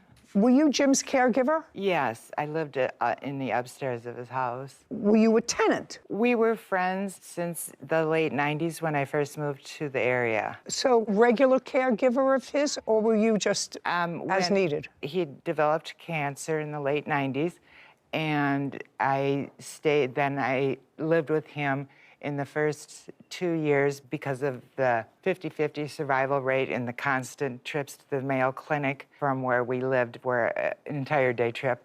And then after about 3 years, when he was kind of back on his feet again, I moved out, but we remained friends and we rode motorcycles together and we did lots together. And so you lived in the house? Yeah, and I moved back in okay.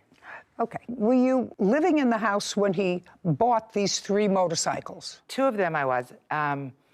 A dual sport that he had changed or upgraded to ride a little bit more rough terrain, possibly into Canada. Okay, just to... Okay. Yeah. That's why that much flesh on the bones I don't need. Okay, I'm sorry. Did he buy them new or used? He had bought them used. In approximately what year? Well, would have been during the cancer, and so it approximately 2000 to 2003. Do you know anything else about his dealings with Mr. Klun? I do know the motorcycles were in the garage when Jim died. No, they weren't. Don't. Okay. Don't speak. How do you know that? Well, I had on and off go out there for things, but then Jim's nephew had come and removed one of the bikes right after Jim had passed away. So the nephew came and removed one? Mm-hmm. But this was after he passed? Yes. What's the nephew's first name? Anthony. Do you know Anthony, Mr. Klun? Yes, I do. Okay. Did you get the motorcycle from Anthony? Nope, I got the motorcycles from Jim, the motorcycles that were left after Jim passed away. Okay. Now you can sit down. Okay. All right, Mr. Klun.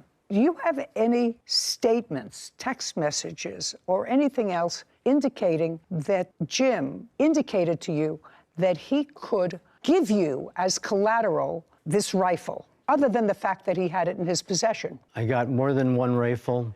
I have checks that were written out to Jim, and that's what we did. But that doesn't answer my question, Mr. Klun. I don't care how many rifles you had. He only had 1 that he gave to Jim because it was lighter and easier to shoot. And as his illness progressed, if I'm getting this right, it was hard for him to pick up his own rifle. Now, he may have had more, probably did have more, because you took more than 1, right? Correct. Okay. How many rifles did you take? I took 3 rifles, 5 pistols.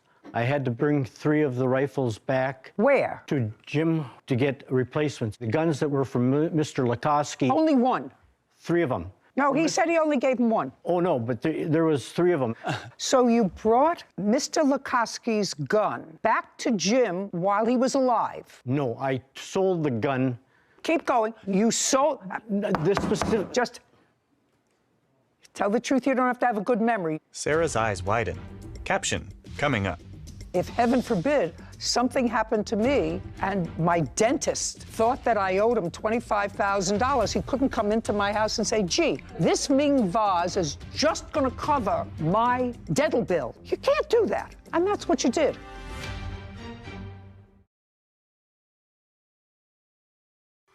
A courthouse. The Judy Justice logo appears. In the courtroom, Alan and Jean. Alan Lukoski is accusing business owner Gene Klun of selling his semi-automatic rifle without permission. Keep going. So you sold it. You didn't take it back to him to get a replacement. No, to Jim. You misunderstood. The gun that Mr. Lukoski had, I kept that one. The one that belongs to Mr. Lukoski, you sold it. Correct, because So just a second. Sold it to whom? The gun dealer in Virginia, Minnesota. Great. And for that, you have a receipt. Yes. I'd like to see it. I left it at home. Oh, Your Honor, I have it. Mr. Clun. Oh, Mr. he has Clun, it right let, there. let Mr. Clun, he doesn't have to prove anything to me. I believe that you resorted to self-help to claim a debt. If it's true, and you did in fact give him money, I actually don't believe that a guy like you would give him all this money without trying to find out what the scam was, or at least tell him, Jim, it sounds to me like you're being scammed. Somebody in Transylvania sent you an email that said a long-distant relative of yours died and left you $1 million. I need $2,500 in order to clear the paperwork to send you $1 million. And I will keep a little piece for myself for finding you. You know how many of those everybody gets? I don't know why people still believe that, but you evidently believed that story 4 times. And not once did you say your friend who was dying of cancer, Jim, this is ridiculous. What you're doing is just throwing good money after bad. I don't understand why you didn't say that to him, or if you did, you would not have said to him, unless you had something to gain, which clearly you did. You sold the motorcycles. You don't have any proof of what you sold them for. You expect me to take your word for the fact that you sold them for $5,000 in cash without proof. He owed you, if I were to believe you and these checks, $7,500. You sold the motorcycles, you sold guns, but unfortunately, one of the things that you sold belonged to the plaintiff. And when somebody dies, there is an estate. There's a judge who decides what property there is. You know, if heaven forbid something happened to me and my dentist thought that I owed him $25,000, he couldn't come into my house and say, gee, I like this Ming vase. This Ming vase is just going to cover my dental bill. You can't do that. And that's what you did. You sold property. You may have had a claim against his estate if he, in fact, owed you money, and if the estate went to probate. I don't know. Did he own a house? Yes. Yes. Did he have children? No, he left the house to me. Okay. So he had an estate. Clearly, there's money in the estate because he left a house that has some value to someone else. So you cannot, Mr. Clun, resort to self-help. And Mr. Lukoski is going to show me the value of the gun that his... Yes. May I expound just a bit on this gun? I don't care about the manufacturer. I don't care about the gun. I don't care if it's a crown in my mouth.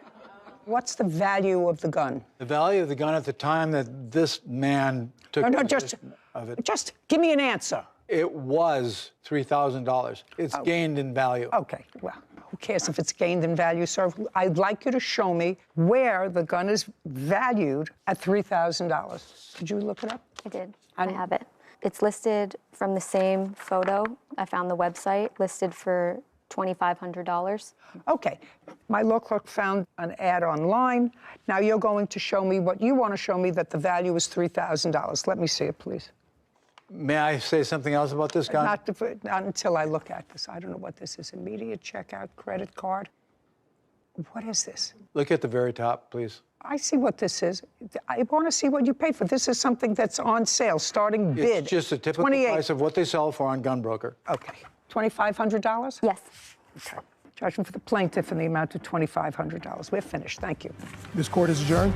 Outside the courtroom, Mary and Alan, then Jean. I'm pleased at the outcome because the information needed to be exposed that there was something terribly wrong. Somebody waits for 10 months and finds out his gun is missing. To many different people, and no one had the same answer from him at any time. Something's wrong. I don't think he had a choice. It was the only way he was going to win his case because everything's based on mistruth. Sarah and Judy.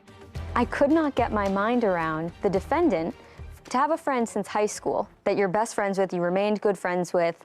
If one of my best friends came to me and told me, hi, I just need to borrow $2,500, I'm going to be a millionaire 2 months from now, I'd say, are you crazy?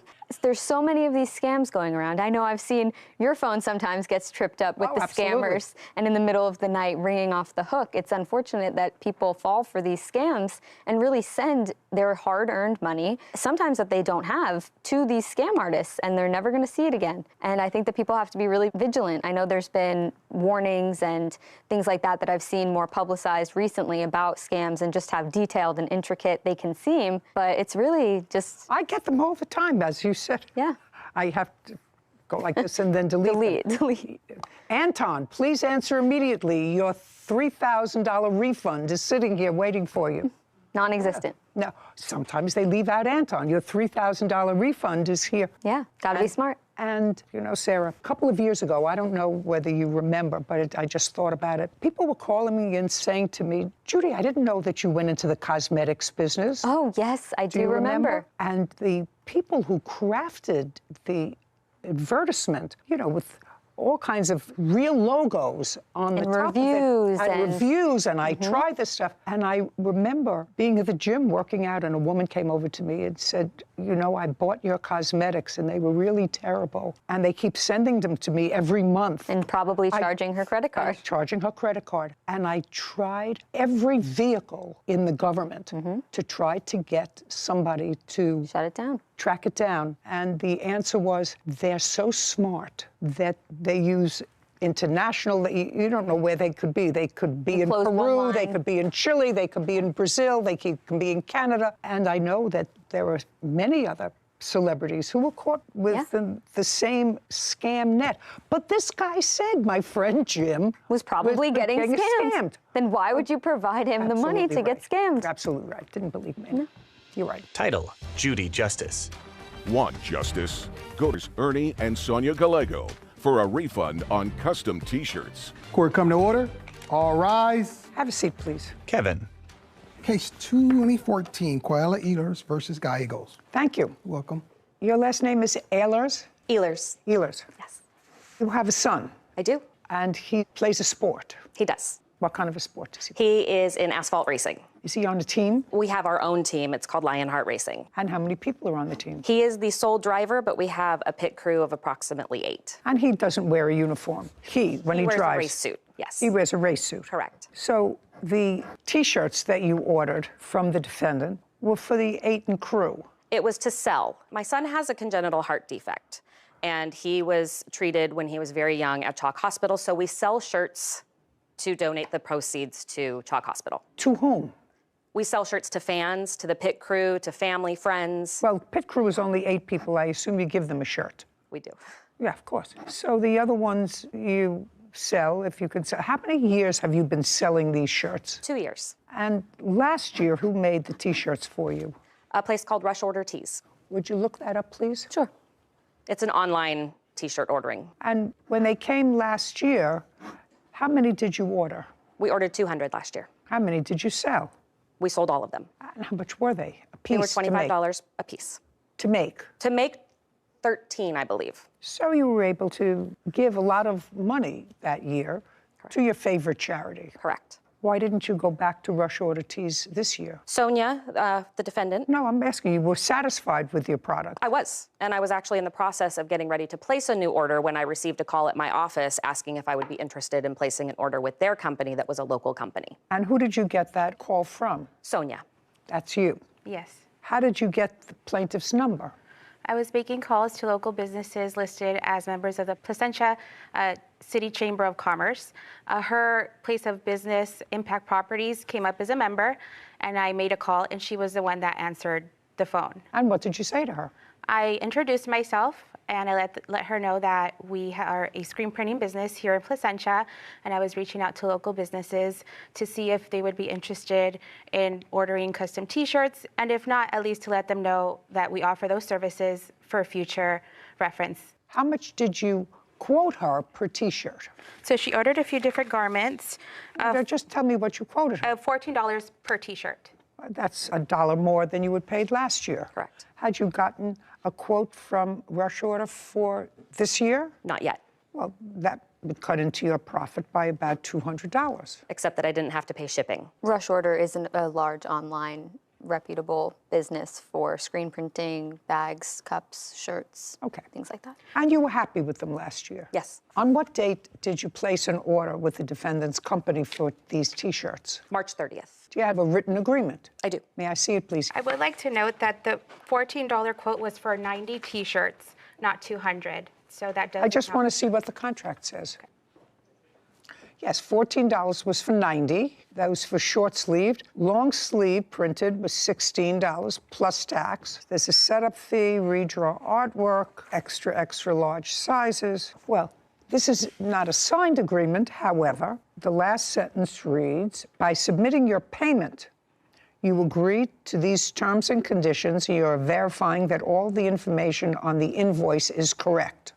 You submitted payment. I do have proof of payment, yes. They don't dispute that you actually paid them because you had to pay them in advance. Correct. Okay, so this is a clear contract. And it's your claim that you were dissatisfied with the artwork, you had paid already, you want a refund, you did not use their T-shirts. Correct. And I believe you actually canceled or tried to reverse the credit card that you had used. I tried to get a refund through PayPal, correct. And according to you, that was denied because the defendant said that you had actually picked up the T-shirts. Correct. Okay. And I have Do you proof have, of that do you, from PayPal. I'd like to see that. Larissa hands a document to Kevin, who brings it to Judy.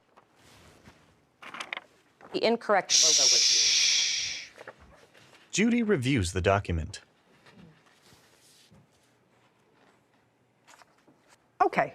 Before I get into the substantive part of it, whether or not you liked the artwork or not, who was contacted by PayPal? Which one of you? That would be, he handled Okay. the PayPal claim. I took care of PayPal. You took the call from PayPal? Yes. When you had communication with PayPal, do you have any proof, written proof of your communication, or did you just speak to PayPal verbally on the phone? Both. We talked on the phone, and we also, PayPal documents our conversations via email through the website. Did you tell PayPal that the plaintiff had picked up the merchandise? Yes. Well, that's not true. It is true.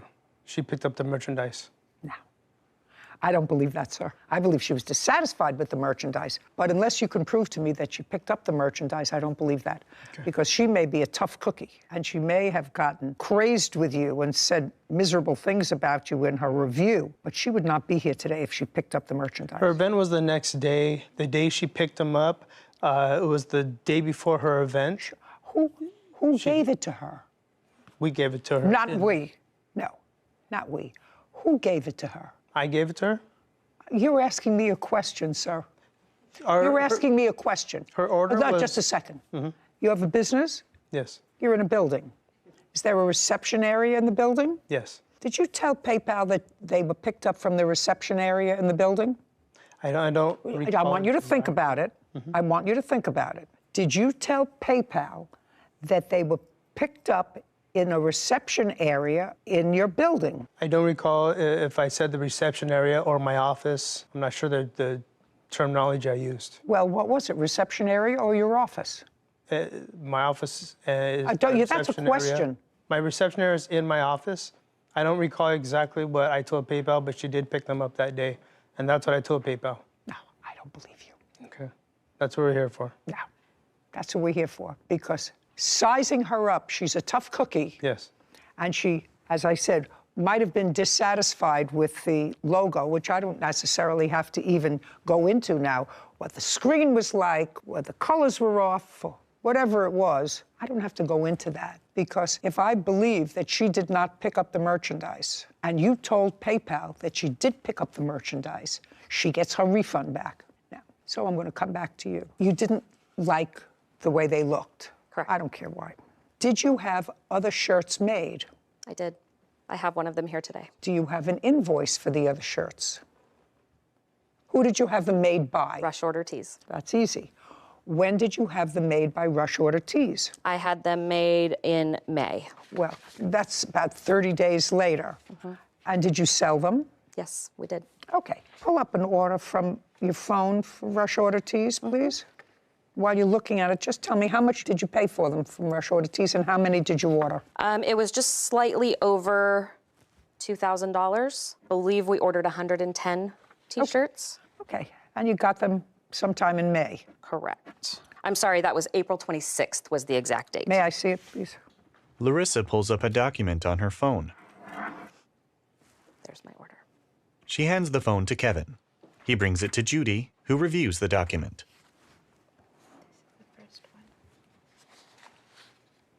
It was 1828. Yeah, okay.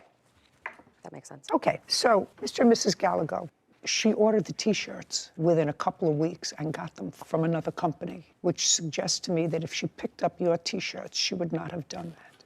Do you understand? I don't Do you agree understand? with that. No, I don't. Because Well, if she ordered 200... You may not like it, but ladies, maybe to you, abrasive, because that's what you say in here. She may be abrasive, but she would not ask for a refund through PayPal if she had picked up. If she had picked up the merchandise, she would not have done that. The previous year she ordered 200, and this year she ordered 100 from me, 100 from them, which same is consistent, 200 shirts. I can answer to that if you'd like. She picked them up. No, she didn't. No, she didn't. We ordered a smaller quantity this year because many of our friends had already purchased them the previous year. Whatever. I don't believe that you picked them up. I believe that you got angry because they weren't exactly what you wanted. You looked at them, but there's no question that it was an easy answer for him to give when PayPal called and said she picked them up from the reception area. Okay, and I don't believe that. So you have to get your refund back because you were dissatisfied and because you lied. Ernie bristles. Caption coming up. There was an incident between the plaintiff and your husband, and you came in. Did you say something to her? Yeah, I did. Don't. I didn't want to talk to her. No.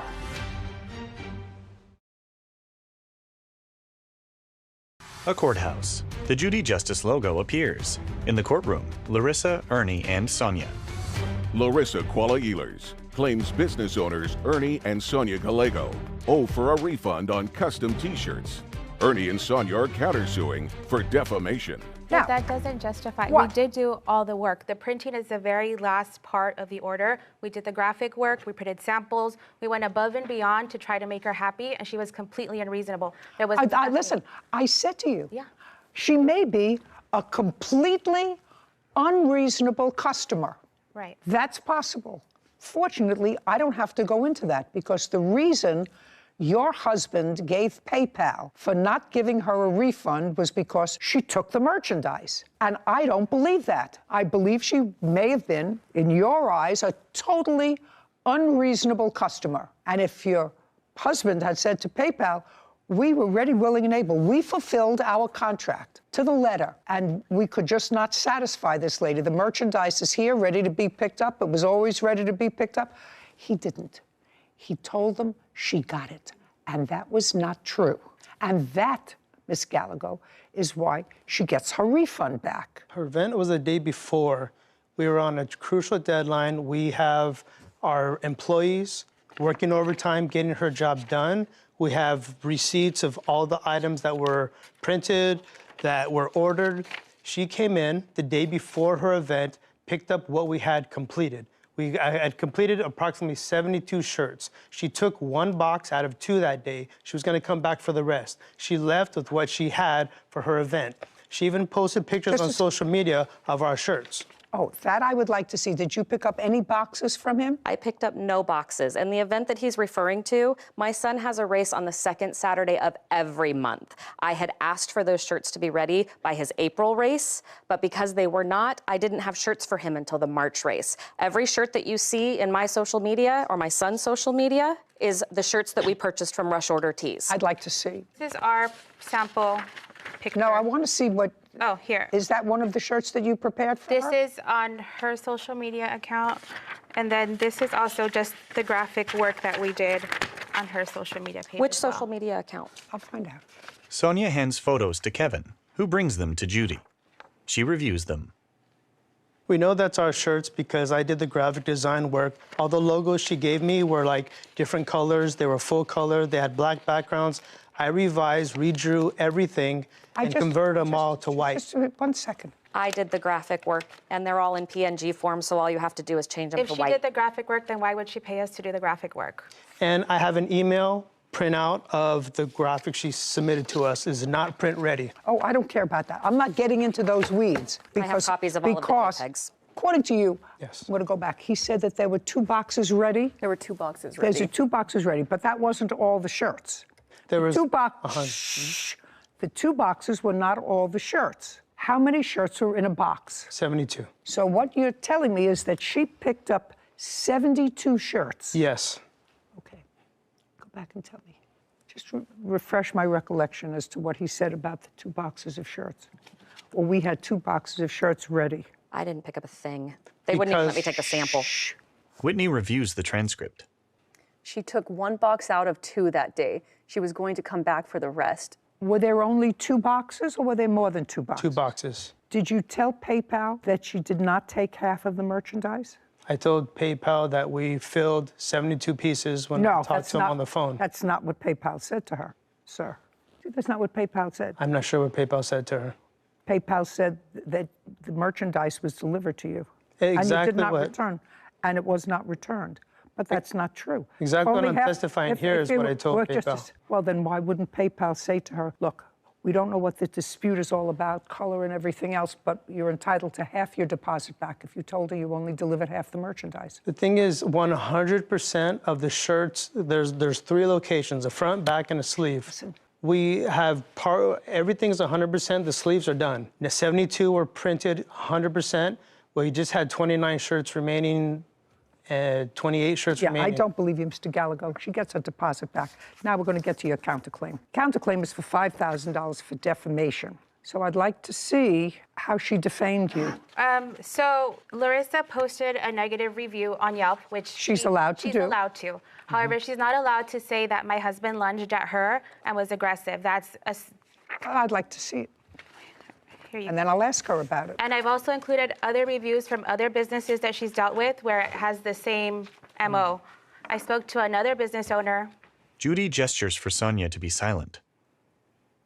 Did Miss Gallagher call you on your cell phone the day afterwards to apologize for her husband's behavior? She called me that afternoon. On your cell phone? I believe it was on my cell phone, yes. And this happened on April 26th of 2022? It happened on No. April 8th.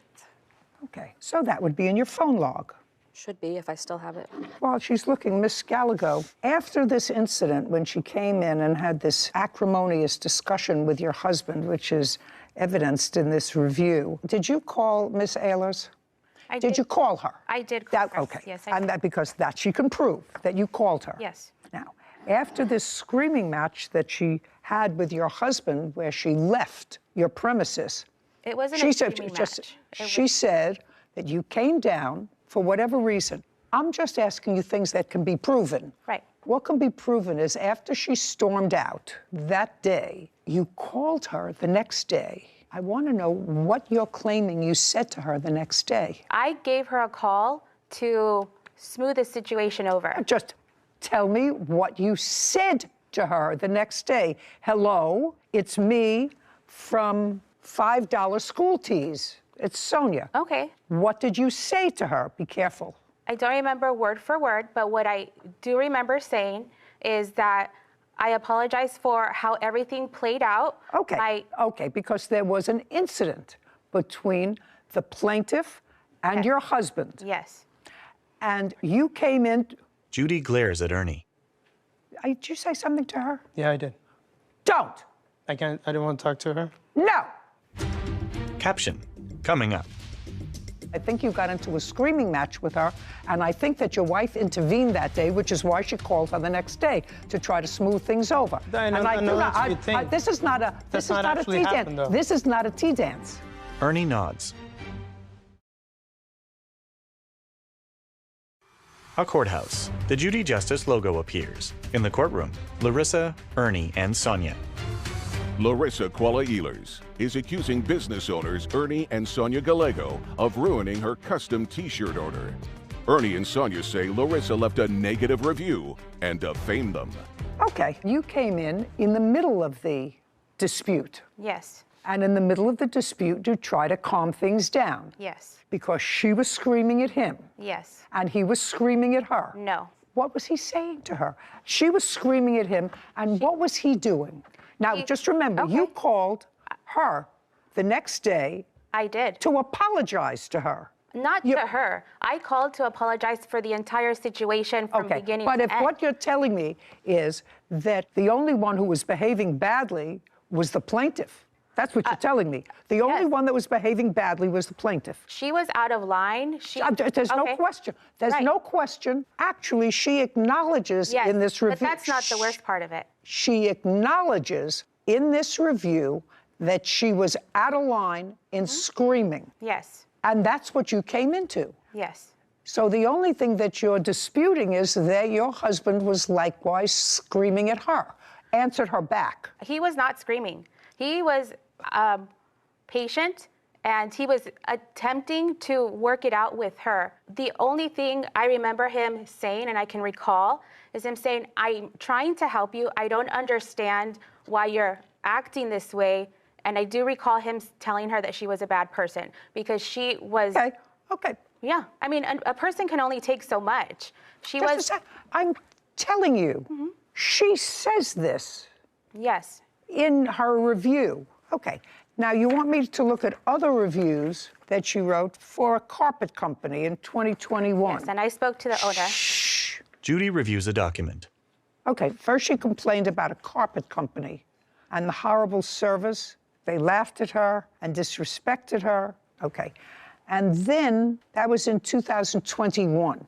That was a year before. Then she posted a review, according to the timeline, in 2015. So 6 years before. It shows a pattern. No, a pattern. Yeah, a pattern. Three complaints. Three complaints from somebody who lives a life in 6 years. I have a copy of all of the Just a five-star reviews. Okay, and this one said the owner wasn't interested in hearing her complaints. It was over the phone and hung up. That's 2015. Okay, she takes her reviews seriously. Now, you want to show me other reviews? These are all of the five-star reviews that I've done as well. I'm an equal opportunity Yelper. Just a second. Larissa hands documents to Kevin, who brings them to Judy. Would you just show this to the plaintiff and make sure she agrees that those are hers, and then I'm going to have you show this to the defendants. Kevin hands a document to Larissa. Okay. Now show this to Ms. Gallego. Kevin hands a document to Sonia. All you have to do is look at them quickly. Yeah. Well, no, just a second. Yeah. You didn't look at them. Oh, I was reading. Okay. You don't have to read the whole thing. These are five-star reviews. Yes. Count how many she did. Yes, I see that there's a good... So she takes her reviews seriously. It's not a pattern. Right, but she's aggressive in everyone. Like I mentioned... No, not aggressive in here. Well, not in those. Not in the negative here. ones, yes. Not in here, and two of the ones that you gave me were over the phone. If I told you how many times my husband hangs up on people over the phone aggressively... I understand, but name-calling and belittling people and calling him... Retarded, stupid. Just a second. All unladylike. She attacked my faith. Oh, listen to me. That's not what you're talking about, Mr. Gallego. You're talking about a lawsuit for defamation, that she posted something that was false on the internet. And I'm telling you it wasn't false because I think you got into a screaming match with her, and I think that your wife intervened that day, which is why she called her the next day to try to smooth things over. This is not a tea dance. This is not a tea dance. You understand? This is not a tea dance. I believe that she did not pick up her shirts. I believe that that's why your wife called her to try to smooth out that, as well as what had happened the day before. She behaved badly. You're allowing a tyrant to get away with this. I'm allowing a tyrant to get away with this? She completely bashed us. She's lying. She picked up her order. No, I don't believe that. Your Honor, my reputation, I work with students, I work with teachers, moms. My reputation, I don't advertise. Just a second. It's all word of mouth. She did not pick up her order, sir, even according to you. According to you, she only picked up a partial order. She picked up one box. That's according to you. That's not what did all the work. 72 out of 100. No, I don't. Listen to me. So what you're saying is there were two boxes, not in half. The orders were not in half. You filled up one box and only there was a little bit of merchandise left in the second box. Come back for, yes. Yeah, I don't believe you, sir. Because she gets her refund. She gets her refund. $16.93. What about Judgment all for the the work that plaintiff. Counterclaims dismissed. We are done here. This court is adjourned. Sonia and Ernie, then Larissa. She completely dismissed the way she treated us. She absolutely made the right decision. I've never dealt with a customer like this in my 25-year history. I went well above and beyond. They're angry with me because I didn't like their work product. Our work speaks for itself. Our history speaks for itself. We have clients that have been with us for years, and we'll just continue doing what we're doing. You always get what you pay for. Make sure you're looking out for where you're doing business. Judy and Sarah. I really believe that she got aggressive with him when she went to pick up those T-shirts. She acknowledges she got aggressive with him. She says in her Yelp review, sorry to say that she became angry and agitated and started screaming at him, which he doesn't have to tolerate. I do believe that his wife intervened, as she said in her Yelp review, that his wife came in saying to his wife, I'm talking to her, not to you. I can Really actually, heated moment. I can actually see Visualize him. it. I can actually visualize him saying that. Problem is, you have to make a judgment, and the judgment really was whether somebody who was aggressive, and she was, who knows her business, knows what she wants, runs a business, had ordered the shirts before, had ordered them for somebody else, was satisfied with the previous order because there was no negative review that they showed from that order. She may have been dissatisfied. She may have had just cause to be dissatisfied. But he lied when she said she picked up the shirts. Just to prevent her from getting a refund. From getting her refund. So I didn't believe that, because I don't think that that woman would have been here if she had picked up the shirts. She would have been here. She would have said, I want a refund because here are the shirts. It's not what I ordered. Exactly. It doesn't make sense. It's usually not true. Title: Judy Justice. Want justice? Go to judyjustice.tv. Suing dog owner Kevin Free for vet bills. Court come to order. All rise. Judge Judy enters. Have a seat, please. Bailiff Kevin approaches.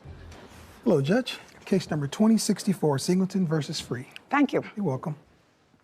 Ms. Singleton, your case is relatively simple. It is your claim that the defendant's unleashed dog bit your dog. Yes, ma'am. And you incurred vet bills, and you want Mr. Free to be responsible for them. That's correct. Mr. Free says that it's true that his dog did bite yours on, I think, on the leg. Yes, ma'am. But that your dog was on his property and your dog was the aggressor. That's your position. Correct. Okay. And you were walking two dogs. Two dogs and my nephew. Nephew was a baby. Yes, he was 3 years old, and my dog was 3, and the large dog that was bit, he was 12 at the time. So you have a small rat terrier, I think. And your larger dog is what kind of dog? A Siberian Husky. And what kind of dog do you have, sir? I have a Italian Mastiff, Cane Corso. That's a big dog. At the time, he was about maybe 12 months old, so maybe a little bit over a year. So he's bigger now, but yeah. How much did he weigh? At that time, probably about 80 pounds. Tell me about your property, sir. You have Well, a we photograph of your property? I do. I'd like to take a look at it. Okay. Here's a couple of them here. Defendant Kevin produces a photo. Miss Singleton, this incident happened when? Christmas Day of last year, around 12:30, right before we had Christmas lunch. Weather was okay? Oh, it was great. And how close do you live to Mr. Free? I don't live anywhere near him. I actually live in Stone Mountain, but I was going to my parents' house for Christmas, so we were walking around the neighborhood. He lives almost directly behind my parents' house. And I see that while there are driveways here, the front lawn extends all the way to the street. Is that right? Yes. And you were walking both your dogs, and were they leashed or unleashed? They were leashed. Both? Yes, they were both leashed. And Mr. Free, you sort of acknowledged that both of her dogs were on leashes. I've only seen one dog. I didn't see two dogs, and I didn't see a child either. It was her and a dog, so. The dog that you saw, what kind of dog was that? It looked like a husky, kind of like a wolf, so I'm not sure. So just a second. So you saw a husky. Correct. Did you see the plaintiff? Yes. So I'm going to ask you one more time. Okay. Was the husky on a leash? I guess, yes, I guess. The answer is either yes or no. I'm not sure. I wasn't. Okay, well, I wasn't if you're looking at not the sure, leash. she says the husky was on a leash. Yeah, so I'm not going to deny her dog was. Okay. And your dog at the time was on your property unleashed. My dog was on my property, period. Your dog, pay careful attention. Your dog was on your property Correct. unleashed. Correct. At 12:30 on Christmas Day, what were you doing? I was putting up a basketball goal I had just bought for my children for Christmas in the front yard with my dog next to me. Okay. What I want you to do is this a picture of your house? That's a picture of my house from the other side of the street, correct? That's fine. This is a picture of Yes. your house. Yes, it is. The answer is yes. Kevin, what I'd like you to do is take this photograph to Mr. Free. I want him to take a Sharpie. Do we have a Sharpie? Something. Okay. I have a pen. You have a pen? Yes, ma'am.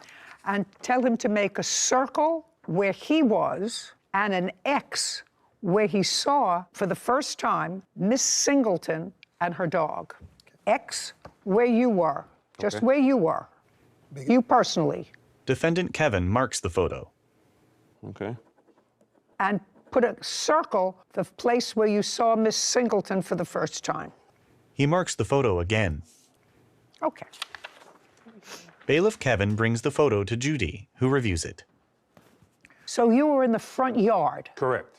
And that looks about 30 feet away from where you saw Miss Singleton for the first time. If that. From here to here.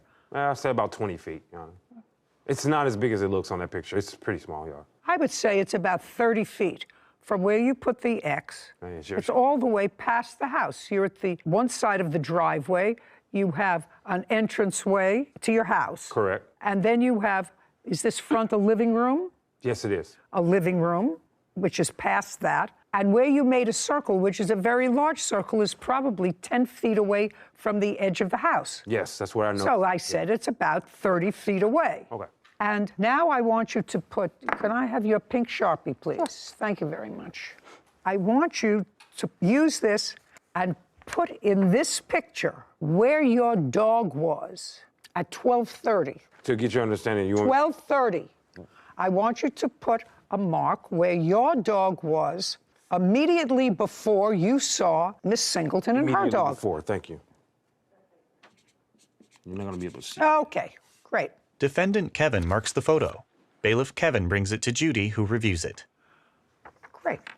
So your dog, according to you, was right next to you, about 30 feet away from where Miss Singleton was when you saw her. To be honest with you, he kind of moves around the yard. He doesn't sit still very much, so. Well, you understand, Mr. Free, that even if your dog is on your property, you're supposed to maintain control of your dog all the time. And which I You do. understand that? Yes, I do. You understand that? Yeah. So if your dog is able to run 30 feet without being connected to you, He didn't run. just walk, cha-cha, tap dance, pirouetted, however he got there, your dog got 30 feet away from where you were. Correct. Your 80-pound dog. Defendant Kevin nods. Caption coming up. Ultimately, her case comes down to she was walking her leashed dog. I haven't figured out whose fault it is yet. She was walking her leashed dog, and your dog ran, walked, pirouetted, cha-cha, whatever it did, to her dog out of your control. A courthouse. The Judy Justice logo appears. In the courtroom, Christine and defendant Kevin. Christine Singleton claims dog owner Kevin Free owes for vet bills from a dog fight. Now, Miss Singleton was walking with her other dog and a 3-year-old. I want you to process that into your mind. And this is a 12-month-old, which is still a puppy. You know, still a puppy, but at 80 pounds... Your Honor, there was no 3-year-old. I didn't see a 3-year-old. Just a second. Okay. I don't care what you saw while you were busy putting together something for Christmas in your front yard. If you didn't see it, that doesn't mean it doesn't exist. If you didn't see it, it just means you didn't see it. She tells me she sees it. She remembers walking her 2 dogs. You only remember 1. She has 2 that she was walking at 12:30 Christmas Day. The fact that you only saw 1 means you weren't paying attention to where your dog was. Or they wasn't there. Well, that's pretty stupid, Mr. Free. I mean, it doesn't make sense to carry 2 dogs and an infant down a neighborhood you don't even belong in? I mean, you don't not from? Mr. Free, they're only going to take 1 voice. I understand. They're only going to take 1 voice, and that's mine. Let me tell you why your argument is stupid. Because it doesn't make any difference whether she was walking 2 dogs or 4 dogs or 8 dogs. It doesn't make any difference whether she was walking with or without a 3-year-old. Ultimately, her case comes down to she was walking her leashed dog. I haven't figured out whose fault it is yet. She was walking her leashed dog, and your dog ran, walked, pirouetted, cha-cha, whatever it did, to her dog out of your control. Was not under your control because it was not leashed. Do you understand? I understand. Now, I can take away everything else. Not that I'm going to, because I believe that you were distracted, you didn't see it, and I believed her that she was walking with her 3-year-old nephew. Yes, ma'am. Nephew and another dog that you didn't see. But that's not the issue in this case, whether she was with another dog, another child, or with anybody else. The issue is, whose fault is it that a dog was out of control? So, now you're going to tell me what happened at 12:30 on Christmas Day, just so that Mr. Free doesn't think that I'm picking on him. Okay. Which I'm not. Okay, I know. You may think I am, but I'm not picking on him. You're walking with your husky. Yes, ma'am. On a leash. Yes, ma'am. What happened? I was walking with my nephew, 3 years old. No, don't just listen to me. Okay. Listen to me carefully. Okay, just walk down the street. I Okay. said you're walking. I got it in my mind. Okay. But so Mr. Free doesn't think that I'm being unfair to him because he doesn't remember what he saw. You're walking your husky. Okay, only him. On the street. So your nephew didn't get hurt. Your rat terrier didn't get hurt. That's correct. Okay. So now you're walking your husky on the street. And? Okay, and then all of a sudden we see a dog charging towards us. And Who's we? Oh, I called me, my nephew, and my dog's we. No, now it's just I saw. I saw a dog charging towards us. That dog and Leon got into an altercation, and then Leon turned around to try and kick the dog in the face, and he grabbed his foot and he let go. Okay, but then let's go much slower. Okay, yes, ma'am. You saw a dog charging towards you. Yes, ma'am. And? And that dog got into an altercation with my your dog. Yeah. Tell me about that initial altercation. At first, they were biting each other's muzzles. Okay, so they were both biting each other's muzzles. Yes. Okay. My dog turned around to try and, I guess, either... No, don't tell me what he was trying to do. Your dog turned around. He kicked the dog in the face. Your dog kicked his dog in the face. Yes, he grabbed his leg, punctured it, let it go. Leon kicked him again. This time he grabbed his other leg. Okay, so your dog kicked that dog again? Twice, yes. His dog again? Yes, ma'am. And? That dog that time grabbed his leg, had a good hold, and shook it immediately. And then that's when I knew his leg was broken. No, don't show me pictures. Okay. First I have to find whose fault it is before I look at pictures and vet bills. Okay.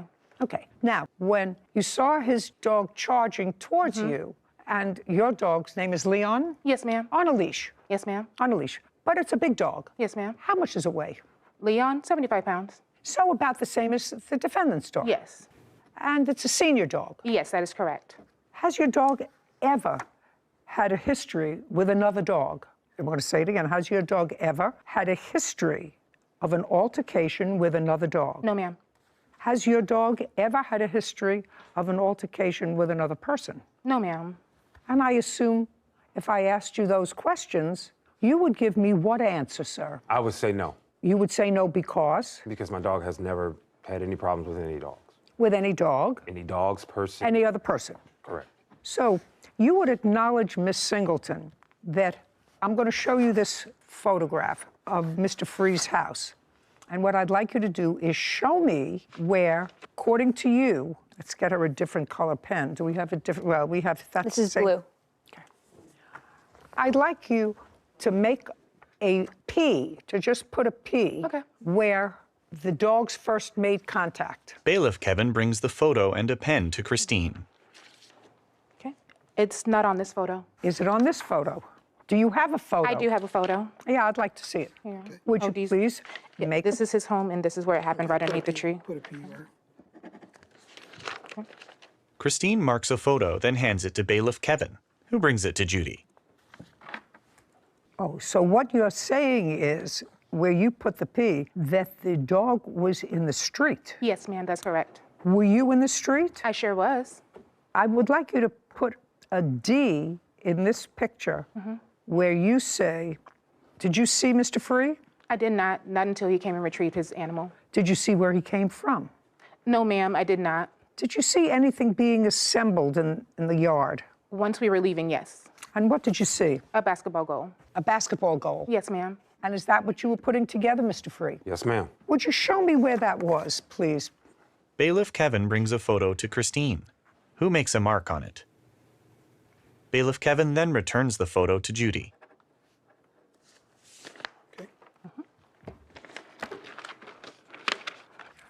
Judy reviews the photo. It was here? Yes, ma'am. Okay. Now, Mr. Free, you're putting something together. The first thing you hear is a kerfuffle, some sort of a... No. What do you hear? Caption, coming up. Dogs are animals. They're not as smart as you are. But when your dog charged out into the street, it could just as easily have gotten hit by a car. That would have been your fault. Your dog was out in a public street outside of your control, and it's a big dog, and you should be more careful. A courthouse. The Judy Justice logo appears. In the courtroom, Christine and defendant Kevin. Christine Singleton claims dog owner Kevin Free is responsible for injuries after his dog attacked her dog. No, I actually I saw my dog run across the yard. So. And you saw the dog running across the yard. Well, normally I really don't have a problem with him. Let me explain something to you. Yeah. Okay. My job that I'm really good at is telling when people are peeing on my leg and trying to tell me it's raining. Okay. Do you understand? Yeah. Now, I could tell immediately from your body language that you were beginning to tell me a whole bunch of who shot John. So I suggest to you, Mr. Free, that if you tell the truth, you don't have to have a good memory. Now, I want to explain to you why that's so important. Did you hear Miss Singleton? Miss Singleton actually said that her dog nipped yours in the face. Correct. She said that. Correct. She didn't have to tell me that. Okay. She said her dog not only nipped your dog in the face because they were fighting muzzle to muzzle, but afterwards kicked your dog twice. Do you understand? That's what she said. I heard that, yeah. That's what she said about that. That's sort of, that's sort of surprising. That would seem to someone. It surprises me that dogs can get up on their front legs and kick too. So I don't know what she's saying to you, but I don't know. I didn't see any kicking. Listen to the fight lasted like 3 seconds. It wasn't. Go ahead. I'm sorry. Do you understand when you're not telling the truth, Mr. Free? Well, I think what you're reading from me is me responding to a whole bunch of stuff that was said that didn't. No, what me responding to you is your body English. That's me responding to you because you were putting together this thing, but you said it was here. Correct. It was in the driveway. It's pretty big. Well, this isn't a driveway, sir. That's grass. That's what you marked where you were. And you marked where your dog was in the grass. Asked me where I was. Just a second. Not the basketball goal. No, I asked you where you were. Yeah, and you said here. And then you said to me, please read it back. Where were you? And you said, I believe he said he was in the driveway. Correct. It was in the driveway. I apologize. Excuse me. Just a second. Driveway. Okay. Do you understand? I do. Eventually, it noodles its way out, sir.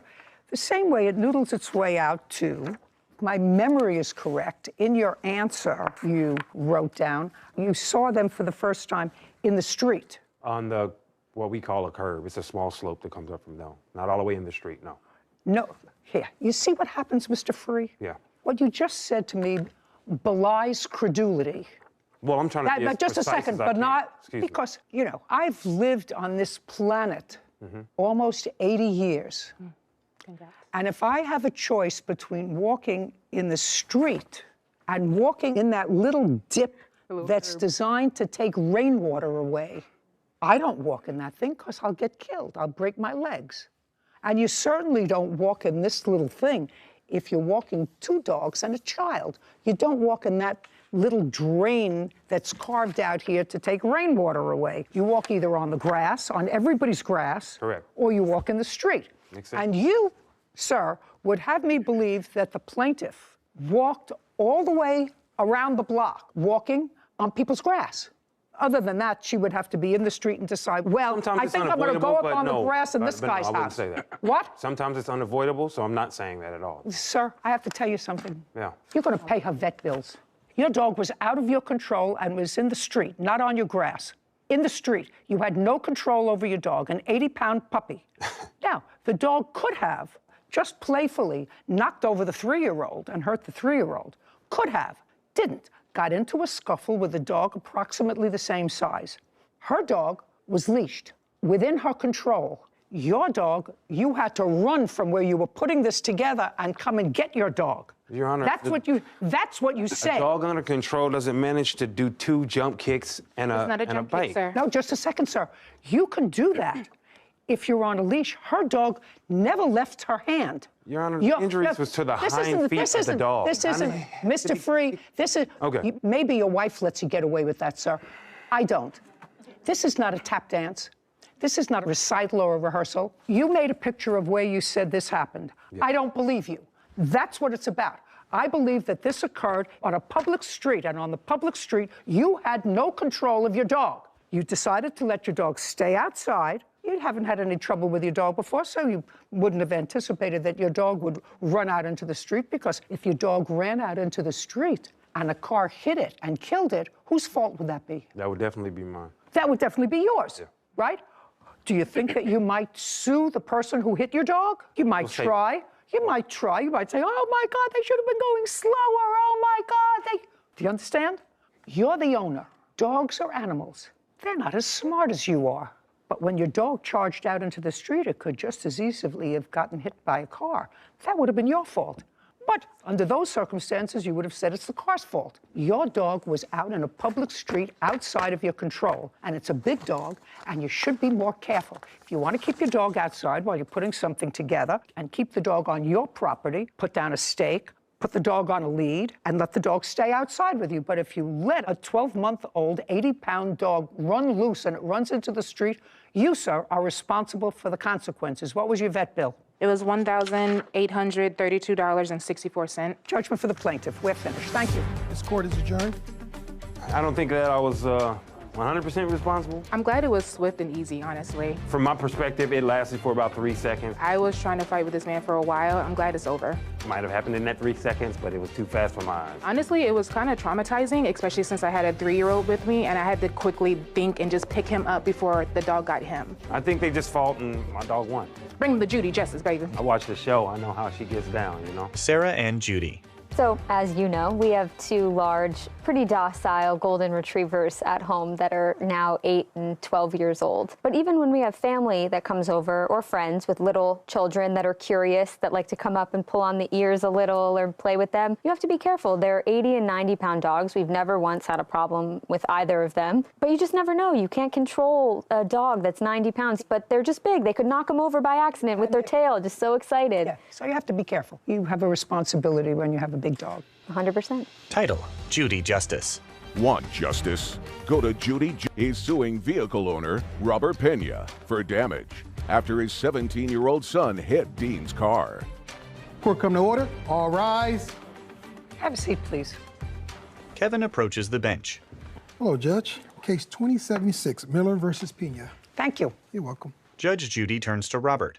Mr. Pena, is that your son? Yes, it is. The one who was driving the car? Yes. Okay, good. You stand up next to your father. Mr. Miller, is your claim that the defendant's son hit your car that was parked in a parking lot? Yes, Your Honor. And it was parked in the parking lot of a high school? Yes, Your Honor. Do you work in that high school? Yes. As what? I'm a teacher. What do you teach? I teach what's called on-site continuation. It's a continuation classroom for 10th through 12th grade students. Do you go to that school? Yes, Your Honor. Okay. On what date did you park your car when you allege it was hit? I was on March 8th, Your Honor. You were in school that day. Yes, Your Honor. Now, you should know that in reviewing this case, Mr. Miller, because he was not there when his car was hit. Correct. Correct? And so he alleges that it was you who hit his car and then left the scene. Your father said it was not you who hit his car, and there's no proof that it was you who hit his car. That's what your father said. Before you answer my questions, I'm going to tell you that Mr. Miller has a video that he says was taken by school cameras that were zoned onto the parking lot that demonstrates that you actually did hit his car and leave. Do you understand? Yes, Your Honor. So now we're going to go back to March 8th, and you're going to tell me what happened with Mr. Miller's car.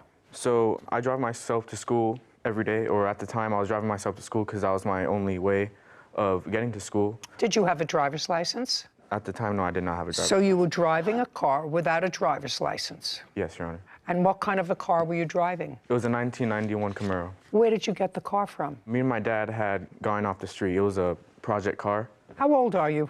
17. Did you try to take a driving test? Yes. When? Back when I had turned 17, actually, in February of last year. And you didn't pass it? No. Did you take the written test? No. What did you take in February? The practical test. Just the practical test, the driving test? Yes. And you failed that? Yes. So despite the fact that you failed that, you drove the car, and your father knew that you were driving the car without a license? That's a yes or a no? Yes. Was there insurance on this car, Mr. Pena? No, there wasn't. So no insurance, no license. So far, not good parenting. You understand that, Mr. Pena? Yes. Great. Okay, so you drove yourself to school and? There's a parking lot that all the students, teachers, anyone who goes to school, really, they can park Yes, nobody suggests you were trespassing in a place you weren't supposed to be. Yeah, so every morning I would park in... Not everyone, look at me. That day, Mr. Miller's car. Yes, Your Honor. That day, March 8th, I came to school as usual and I parked in my area, and then one of the on-school deputies that the school has, he pulled up right behind me as I parked, and he asked me for my information, he asked me for my name, my school ID. I want to know what happened with Mr. Miller's car. Oh, nothing happened with Mr. Miller's car. So what you're telling me is that you did not hit Mr. Miller's car. Is that what you're telling me? Yes, Your Honor. What car were you driving that day? 1991 Camaro. What color is it? Red. How long have you been going to that school? It's my 4th year going. How many other people drive a 1991 Camaro? Red. Nobody. Nobody. And so I'm going to watch this video. Sarah, do we have the video? I have it. Sarah produces a tablet. So, She sets it before Judy. wait, you'll see it. Judy watches the screen. Okay. You had a truck. Yes, ma'am. Okay. Okay, so there's no question you hit the truck. Do you want me to show you the video? No, Your Honor. Well, if you don't want to see the video, that's because you told me a lie. Oh, yes, I'd like to see the video. Absolutely. Going to watch very carefully, you pulling into a spot and the truck moved as you were pulling in. Have they shown you the video, Mr. Pena? They show me a different version of that video. Well, I've just seen the version that I saw. Kevin brings the tablet to Robert and Nathan. Got it? Yes, Your Honor. Saw the truck move, did you? Yes, it did. When you were pulling in next to it? Yes, I was. When you were pulling in next to it? So that didn't happen because there was an earthquake. That happened because you hit the truck. Yes, Your Honor. Fine. Now we understand each other, Mr. Pena? Yes. Great. That's a yes. Okay. Can I see pictures of your truck, please, and the estimate to repair it? Yes, Your Honor. Dean produces photos and documents, then hands them to Kevin, who brings them to Judy. She reviews a photo of a pickup truck with a scratched bumper. Have you seen the photographs? Yes, Your Honor. Okay. Totally consistent, right? Okay. Mr. Miller, you're from California? Yes, Your Honor. Do you regularly teach today? Yes. So you had to take a day off. Yes, I have a substitute today, yes. How many days off are you allowed? 10 per year. I've accumulated quite a few because I don't take many days off. You get paid for those days? I get compensated because I have sick days or personal necessity days. The reason I'm asking you these questions, Mr. Miller, because it's no question that you are entitled to have your car fixed. But that's, to me, even though that's all you're requesting, I think the fact that Mr. Pena allowed his son to drive a car without insurance and without a license, not only without a license, but knowing that his son took a driving test the month before and failed it, which means that he was not a good driver. Not a good enough driver to get a driver's license. And I have a lot of people in my family that don't drive well, that I don't like to be in the car with. But they all have driver's licenses because they managed to pass a driving test. So I know that you are only requesting the $1,524, but I'm actually awarding you $2,500. Thank you. And that's for the aggravation of, instead of Mr. Pena saying to you, I'm sorry, my son hit your car, because either his son lied to him. Your Honor, can I say something? Either his son lied to him, or his son told him the truth, but he lied to me. And he's the grown-up. He set an example for his son that said it's okay to break the law. Not only for you, because you take the car to school. Take the car to school, even though you failed. Take the car to school. It has no insurance. If you hit somebody in that car and you seriously injure them, that car has no insurance. Car has no insurance. He has nothing to lose. Car has no insurance, but the person who he hit, person whose property he may have destroyed, they have no recourse. You understand, sir? That's a bad parental example. You want to say something to me or not? Yes, I do. Caption coming up. I don't care that you didn't like it. That's not, as a parent, the lesson you should be teaching. And whether or not you like the way the sheriff spoke to him, that is totally irrelevant to me. Later. I paid as much as I could supporting him. I wasn't getting paid rent for his room. What happened is you both sort of took advantage of this rent moratorium. Not true.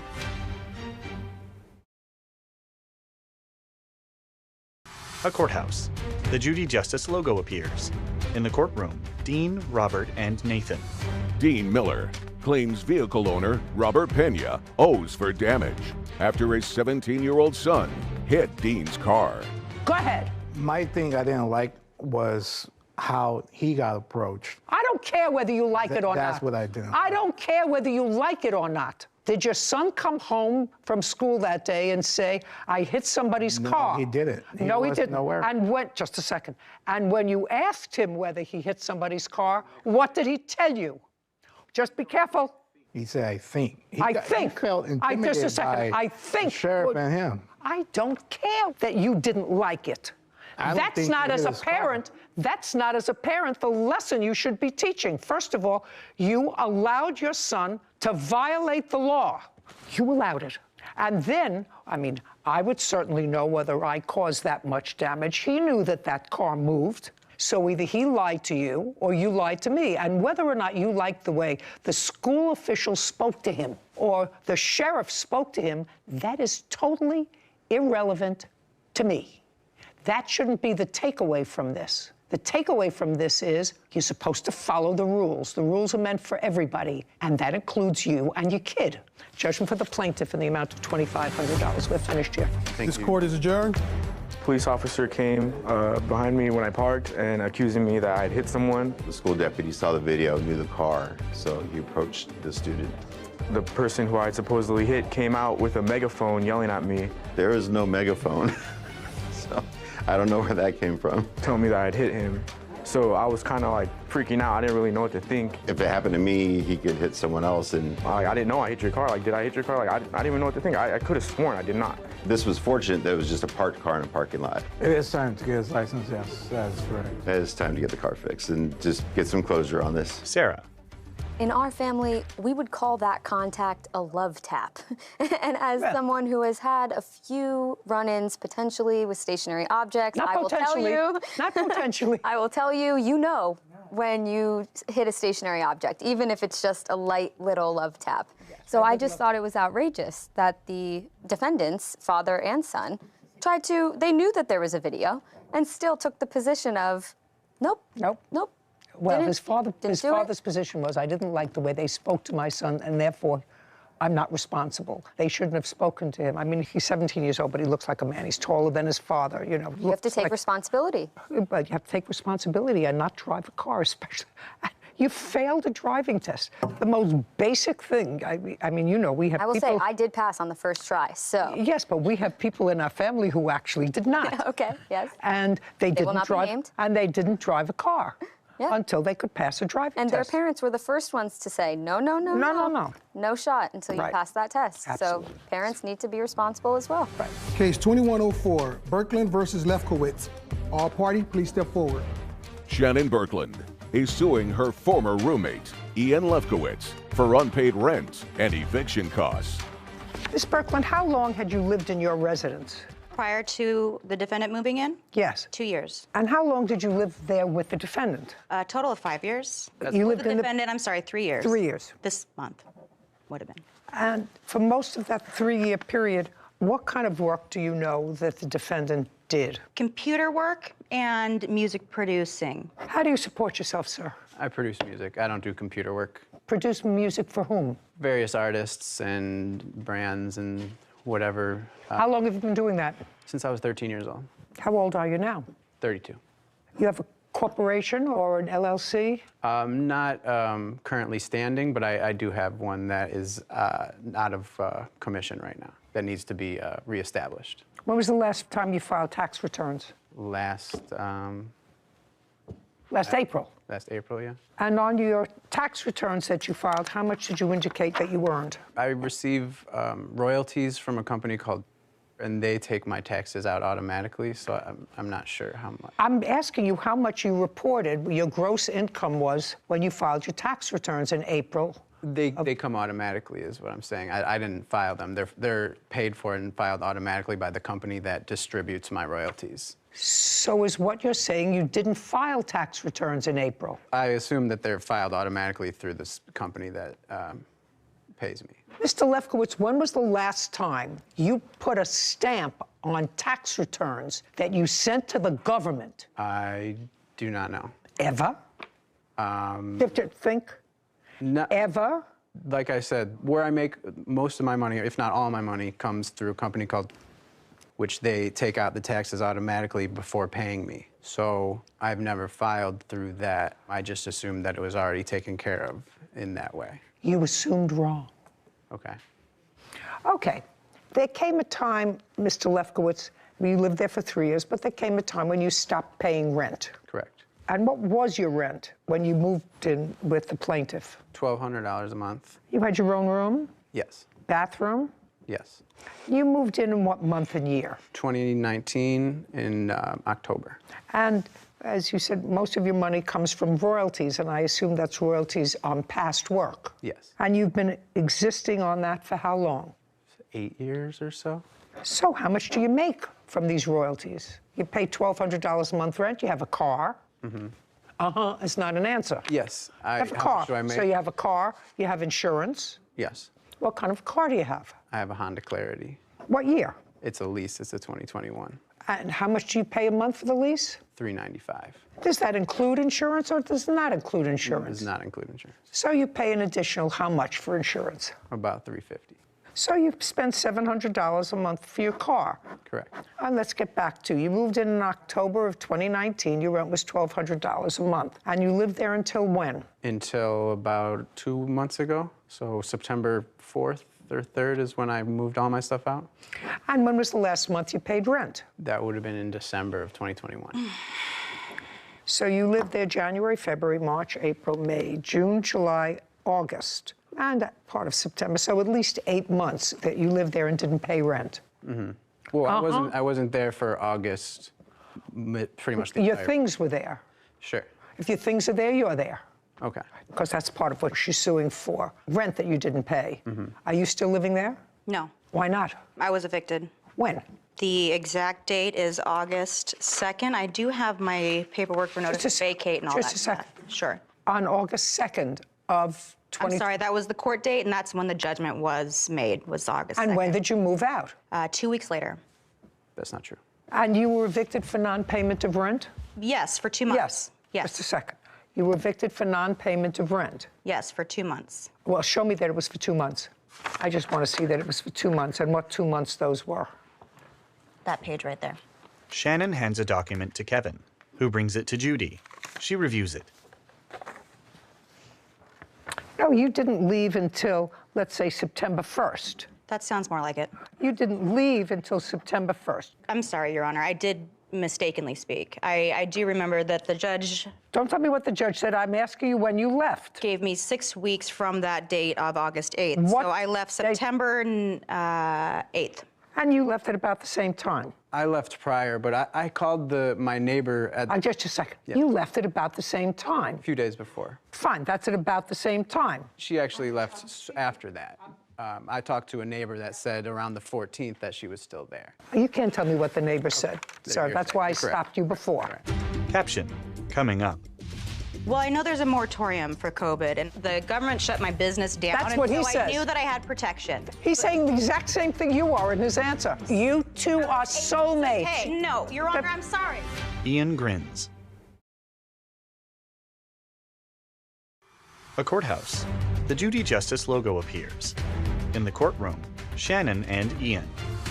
Shannon Berkland claims her former roommate, Ian Lefkowitz, is responsible for unpaid rent.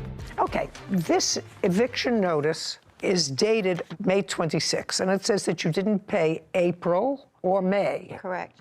But both of you lived there in June. Did you pay June? Yes. Show me proof. Show me proof that you paid June and July. Show me proof you didn't pay April and May. Show me proof that you paid. My proof? Your proof. Is in the fact that I don't owe any rent except for when the moratorium lapsed, and I... No. I don't have a receipt. I don't have a receipt for payment. Then just say I didn't pay rent for June and July. I did not pay rent for June and Well, July. just answer that question. So you didn't pay rent for June and July. Yeah. Here we go. And you didn't pay for April, May, June, and July. I know you didn't pay for August. There's no question you didn't pay for August, and you were actually there in August, so you didn't pay for 5 months. I guess, yes. Okay, yes. And the reason that you didn't pay rent for those 5 months was what? I had spent all my savings on paying rent, and I had none left. I paid as much as I could, supporting him. Just a second. The best I could, and I... What happened is you both sort of took advantage of this rent moratorium. Not true. Well, if you didn't pay rent for April, May, June, July, and August, what were you doing? Waiting for him to pay his rent because I couldn't afford to pay for my station. Just a second. Yeah. You didn't pay any rent. You didn't say to the landlord, I have a roommate. I can't take care of him. I'm giving you my half of the rent. Well, I know there's a moratorium for COVID, and the government shut my business down. That's what he says. I knew that I had protection. That's what he says. He's saying the exact same thing you are in his answer. Did he go to court and do the paperwork and do the filings and Who cares? And I do. Who cares? I don't. Each of you seems to be living. You operate your hair business out of your house. In addition to another business, yes. Whatever. You operate your hair business out of the house. He operates, I don't know what he does, but I know he's 32 years old, supports himself, spends $700 a month on a car, spent for a long time $1,200 a month rent, and can't remember the last year or the last decade that he filed tax returns. So whatever it is, this is your problem, Miss Birkeland, and this is what I actually didn't understand when I read your complaint, because what you're looking for is 8 months' rent from him. Correct. You didn't pay the rent. I shouldn't be evicted. I asked him to leave every month that he didn't pay me. Should have read a cutter. I had a business as a hairdresser, and I went out to rent a station, and I was out for 4 months to pay for a station. It doesn't because matter. I wanted to go back to be my nice space that I had created for myself and I've worked my butt off for, and my clients liked. I wasn't getting paid rent for his room. I wanted to move my studio into his room and make it my hair salon. So I can have 2 businesses now out of my home. I have 0 income, 0 businesses. My life has not been easy, and this home was the one thing that I've worked my ass off for. It's the only thing in life that I loved. Miss Birkeland, did you say to your landlord, yes, I have a roommate. Yes. He's not paying me his half of the rent, but I want to show you in good faith, I am going to give you my portion of the rent. You didn't do that. Yes, I did, Your Honor. Well, show me. Just a second. Show me. All I know is they say this is your evidence for the full amount of the rent for April and May. And I know you didn't pay June, July, August, and September. I know you didn't pay that, so I'm asking you, just show me some proof, Miss Birkeland, that you said to your landlord, who is also in business of renting space for which they are requesting rent paid in a timely fashion, and then they've got 2 people who decide, well, we have a rent moratorium. I'm not in any worse position now than before, so I'm just not going to pay rent. Your Honor, I was... Just show me that you made partial payment to the landlord for April, May, June, July, and August. I don't have that because I was protected under the law. Okay, good. And so is he. Case is dismissed. We're finished. Goodbye. Goodbye. Listen, I can prove you to two are you so. that You're I just. attempted to You're pay just full rent after you he two. was gone, and I was able to bring my business into the house. You two are soulmates. You both relied. No, Your Honor, I'm sorry. Out. This court is adjourned. Soulmates. You both took advantage of a law, and you both lost. Goodbye. I have nowhere to operate both of my businesses. I created one during COVID. We both exercised our rights under California tenant laws. Which I would have had I had a room that he wouldn't leave. You know, that's just what it is. Every month I pleaded with him. That never happened. I cried, I fought. She never asked me to leave crying, approached me, or nothing. If it can be helped, don't have a roommate. Sarah and Judy. I'm glad you didn't give her any money. But if you were going to award any money in this case, it should go to the landlord because the plaintiff did the exact same thing using the exact same legal loophole that was created during COVID for people who really were struggling and not being able to afford their rent. And now she sues him for doing the exact same thing that she did. So the landlord is really the only one out here. That's correct. Yeah. And if you could write a check to the landlord, that would be fine, but the landlord isn't a party. I have a feeling that there are a lot of very small landlords, you know, not people that own giant buildings, but people who have, you know, their real estate businesses are small. They may have 2 or 3 or 4 apartments that they rent. They maintain them, whatever. She was living there for a while, clearly happy with the situation because she lived there for 5 years. Well, why just not pay your rent if you're still doing hair in the apartment? That's a business. That's what you're doing. He's still collecting his same royalties, which he thinks somebody else should be reporting on their tax return. I don't know. People have to really grow up. I'm getting so... I'm losing my patience so quickly. Maybe I'm losing it a little young. Maybe. I think I'm tarnishing you. Title, Judy Justice. Want justice? Go to judyjustice.tv. Ann V. Kelly and Kevin Jackson for unpaid rent and property damage. Court come to order. All rise. Have a seat, please. Kevin. Hello, Judge. Case number 2116, Uno versus Kelly Jackson. Thank you. You're welcome. Mr. Uno, you purchased a duplex home, 2 different apartments. That's correct. In what month and year did you purchase the home? November of 2020. And when you purchased it, one of the duplexes was occupied by the defendants. That's correct. It is your claim that they owe you for rent Yes.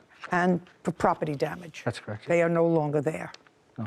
Mr. Jackson? Yes. How long were you and your wife living in the duplex before November of 2020? We moved in June of 2019. And at the time, do you recall who your landlord was in June of 2019? Yes. Between June of 2019, when you first moved in, and November of 2020, when the plaintiff bought the property, was there any work done on that property? Not at all. No maintenance? No maintenance. Okay. So from the time you moved in, the prior owner did no maintenance on that property, did no painting? Oh, just the minor stuff before we moved in. They just painted and just had everything looking nice, the floors. So just a second. So the prior owner painted the premises and did the floors? Yes, it was carpet and some flooring in the kitchen. And Mr. Uno did not do any other painting or flooring or any cosmetic work on the duplex when he purchased it in November of 2020. No. So whatever was there by the previous owner of the property is still there. Yes. I'm just asking you this because your counterclaim is for child endangerment, and the child endangerment is because of lead paint. That's what you write here. Yes. He didn't put in the lead paint, right? Yes, thinking about that. He didn't paint it. You don't know when it was painted. Maybe it was painted by the prior owner. How do you know? By the way, do you have medical records of the child that you claim has lead poisoning? Yes. I'd like to see them. Jackson hands a document to Kevin, who brings it to Judy. Yes, he. She reviews it.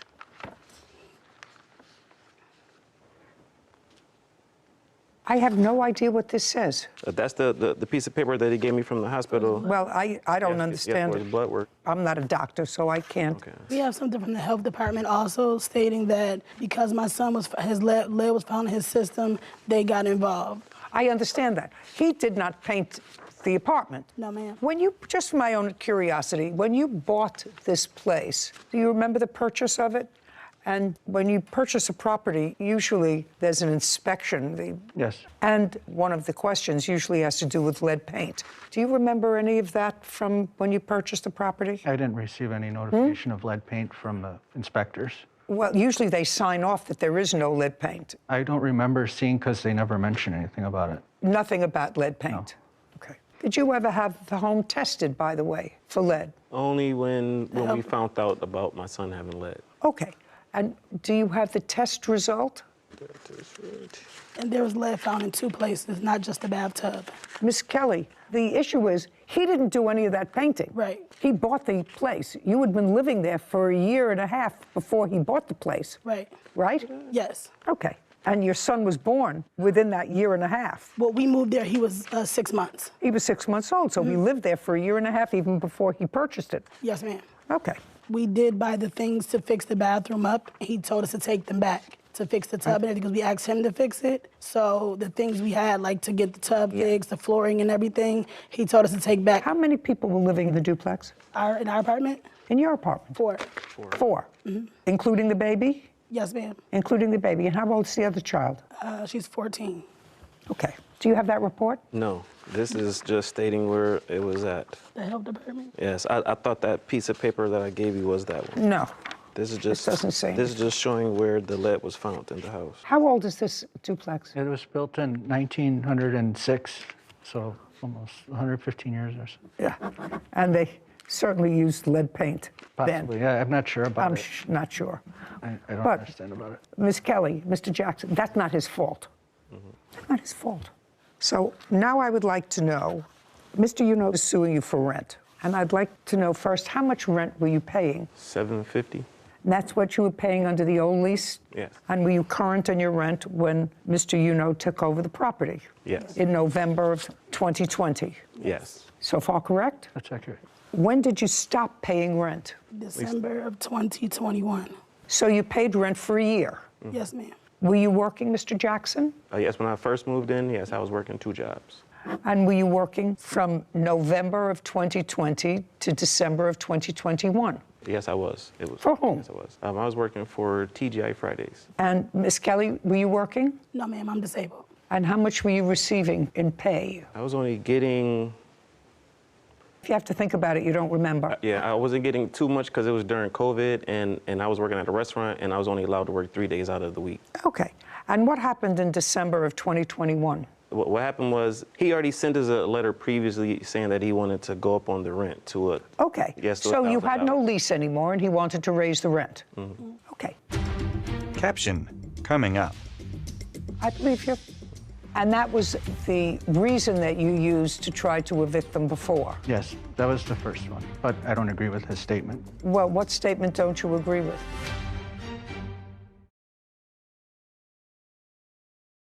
A courthouse. The Judy Justice logo appears. In the courtroom, Isaac, Envy, and Jackson.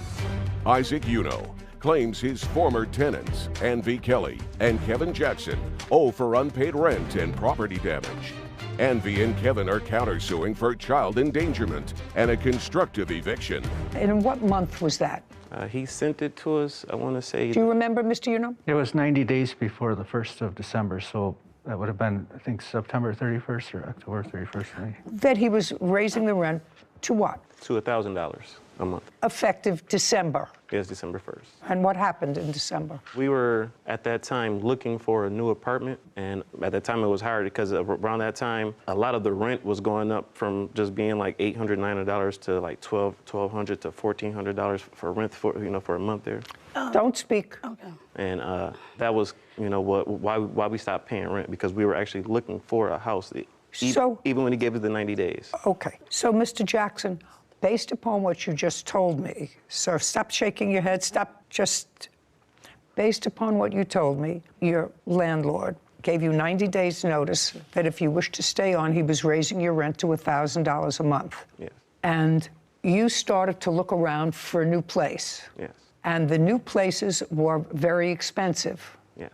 And you didn't find a place. No. So you decided to stay in this place. No, So what did you do? we... So if you didn't find a place we decided, in December, we was trying to stay there until we found a place. I assume they paid rent in September. Yes. Oh, yes, yes. In October? Yes. Yes. They paid rent in October. Yes. Good. And November? November was the last month that they paid. So they paid in November. Yes. So you stopped paying rent in December of 2021. Yes. No, you cannot. Okay. If I need you, Yes, I'll ma'am. come to you. Okay, yes, ma'am. Okay? Okay. Because so far he's doing fine. You stopped paying rent in December of 2021. Tell me why. We didn't want to live there ourselves anymore either. But it was just a lot of things going on at the house. Like after my father passed away, and he first gave us the first eviction notice because he gave us more than one. Just a second. Okay, I'm sorry.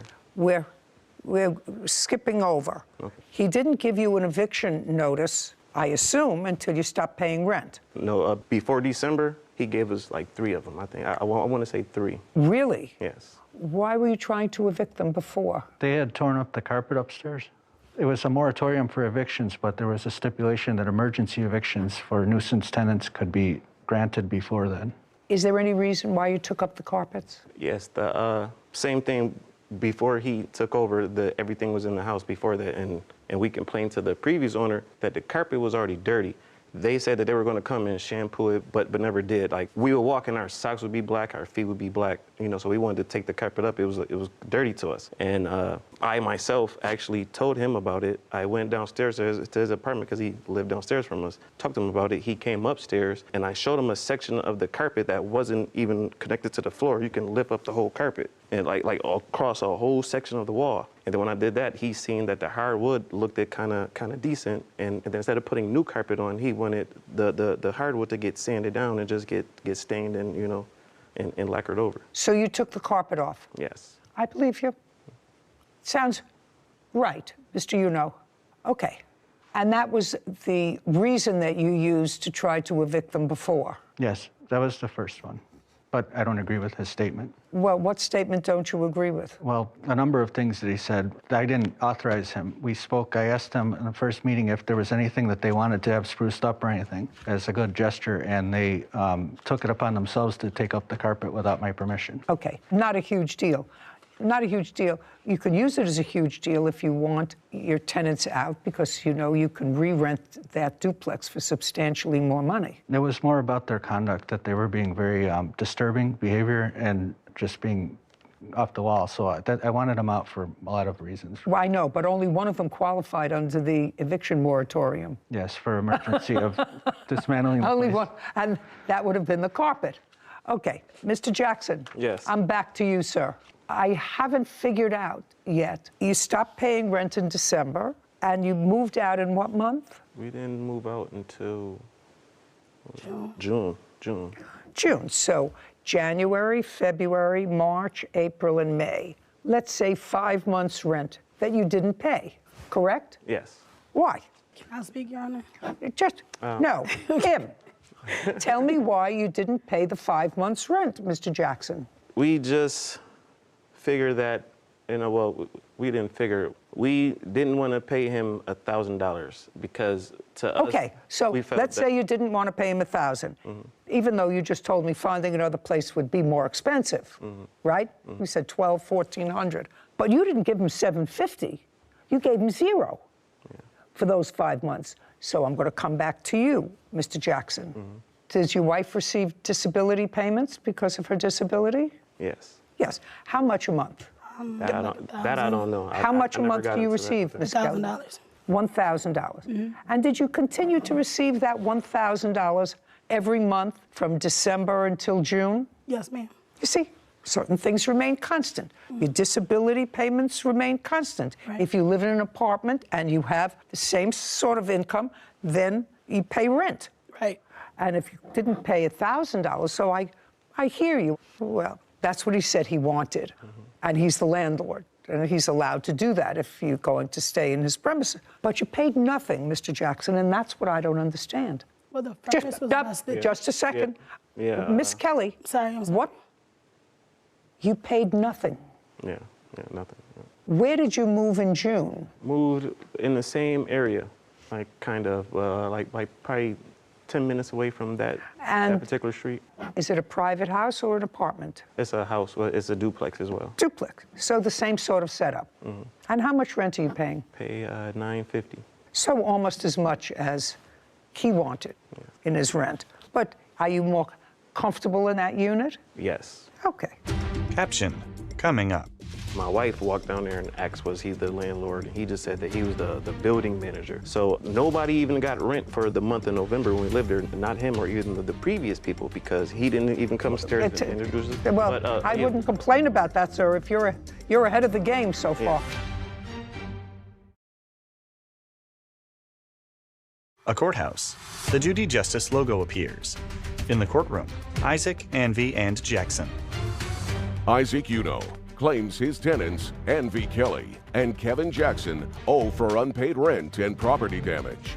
Anvy and Kevin claim Isaac forced them to leave. Now, you saved over 5 months, let's say minimally $750. $37.50. $37.50. Now, Mr. the only question that I have to ask you is, Mr. Jackson and Miss Kelly say that they filled out some sort of forms for rent relief during COVID, and you signed it. And they say you received money from the state for any unpaid rent. Did you receive any money from the state for rent that they didn't pay? No, I approached them with an application, but the program that funds the landlord relief for the moratorium was only open for 1 month, and I came and went and I missed it and I never got it. So I did have them fill out something. It was just a hardship thing, but they didn't give me the money for it. I never received anything. So you didn't receive any money. So far, Miss Kelly and Mr. Jackson, you owe Mr. $3,750 for rent that you didn't pay while you occupied his premises. You, your furniture, your children, I don't care what it is. That's what you didn't pay. And you can't save up your money and not pay your landlord. That's his business. Just like you work for Fridays and you get your pay when you're supposed to, that's his business. He bought a house. He was counting on the income from that house to pay some of his expenses, and you didn't pay it. Well, there's no question you have to pay it. Now you have a counterclaim. I've already gotten rid of child endangerment. This is 150 years old. Constructive eviction.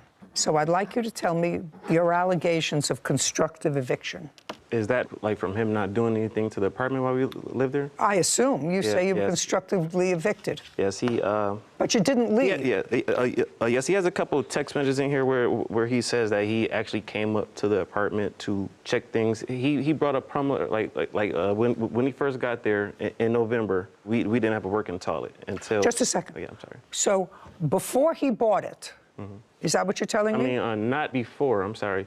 When he got the apartment in November, the previous owners, we were trying to contact to see who we pay for rent. Just a second. Okay, yeah. He bought the duplex in November of 2020. Yes. Is what you're telling me, Mr. Jackson, that certain things weren't working prior to his purchasing the property? No, I'm sorry. I want to take that back. After he purchased it, we didn't even know he purchased it because he was living downstairs, and my wife walked down there and asked, was he the landlord? And he just said that he was the building manager. So nobody even got rent for the month of November when we lived there, not him or even the previous people, because he didn't even come upstairs and introduce us. Well, but, I wouldn't complain about that, sir, if you're ahead of the game so far. If you didn't pay rent for November. You didn't pay the prior landlord and you didn't pay him. So far you're ahead $750. Okay, keep going. But to go back to the November, so during November, our toilet got stopped up, like right before Thanksgiving. So shortly after he purchased it, he hadn't been up in the apartment, right? No, not just at all. you, your wife, your teenage daughter, and the baby. Yeah, and the kids. Okay, and the toilet got stopped up, and? And he brought in a plumber, and then the guy found out that my son put a little toy in there, and he actually got the toy out. So the toilet was broken by your son. Okay, so now the plumber said, here's the toy. Kid threw a toy down the toilet. Not an unusual, and? And then the very next month in December, my son didn't put anything down there. The toilet started acting up again. It wouldn't flush for like all the way up until the next year, and it never got fixed. But it was from... Well, you had to have, sir, you lived there with 3 adults. So there had to be a functioning toilet in the house. It wasn't functioning. So where did you go to use a functioning restroom? Her mom lived up the street from us, so sometimes we lived up the street, or sometimes we would just still use the toilet. Okay. You owe him $3,750 for rent that you didn't pay. Counterclaims dismissed. We're finished. Thank you very much. This court is adjourned. Outside the courtroom, Isaac, then Jackson. I had to collect monetary judgment through the courts. You know, him being the landlord, he left us like living in crappy conditions. It was a unbearable situation that I was going through with the noise and the disturbances. Yeah, he never came up there at all to fix anything. And the destruction of the property. He just started making up so many rules, you know, to make it uncomfortable for us to live there. Well, it was, it's pretty quiet now. That man is crazy. I'm glad it's over with. Judy and Sarah. You know what I think is interesting, Sarah, with these cases, we've had a lot of them. The forgiveness that the government wanted to show to people who were having trouble during COVID, you know, work-related trouble, didn't have the same income, and didn't want to have a whole bunch of dispossessed homeless people. He came from a good place, as did some of the monies that were sent out by the government to sort of help people over a difficult time during the height of COVID. But then there are other people who suffer as a result of that, like a landlord who buys a property, a duplex property. Part of it is for income so that they can pay off mortgage, taxes, lawn service, whatever you have to pay on a house. And then the defendants, who really had no changed circumstances that they indicated to me. He was working, she was getting whatever she gets from disability, which is not insubstantial. I don't know if they get any other assistance for any of their other children, but certainly they moved into a place that's more expensive now, that's not far away. They just decided not to pay rent. And I don't think that that is the spirit of what either the federal government or the states who enacted it meant to happen, because the plaintiff owner of this property has rights too. Yeah. You've taken away a right of his. I agree to an extent, but I also think that that's more a problem on the government's implementation of the moratorium in the first place. That's what ended up hurting the landlord. These people were simply taking advantage of a legal loophole that was created for them. He was in the restaurant business, which, as we know, was one of the toughest hit by COVID. Right. She was on a fixed income that wouldn't be enough to cover, well, barely enough to cover the rent on its own. And then they have to support themselves, feed themselves. They have 2 children.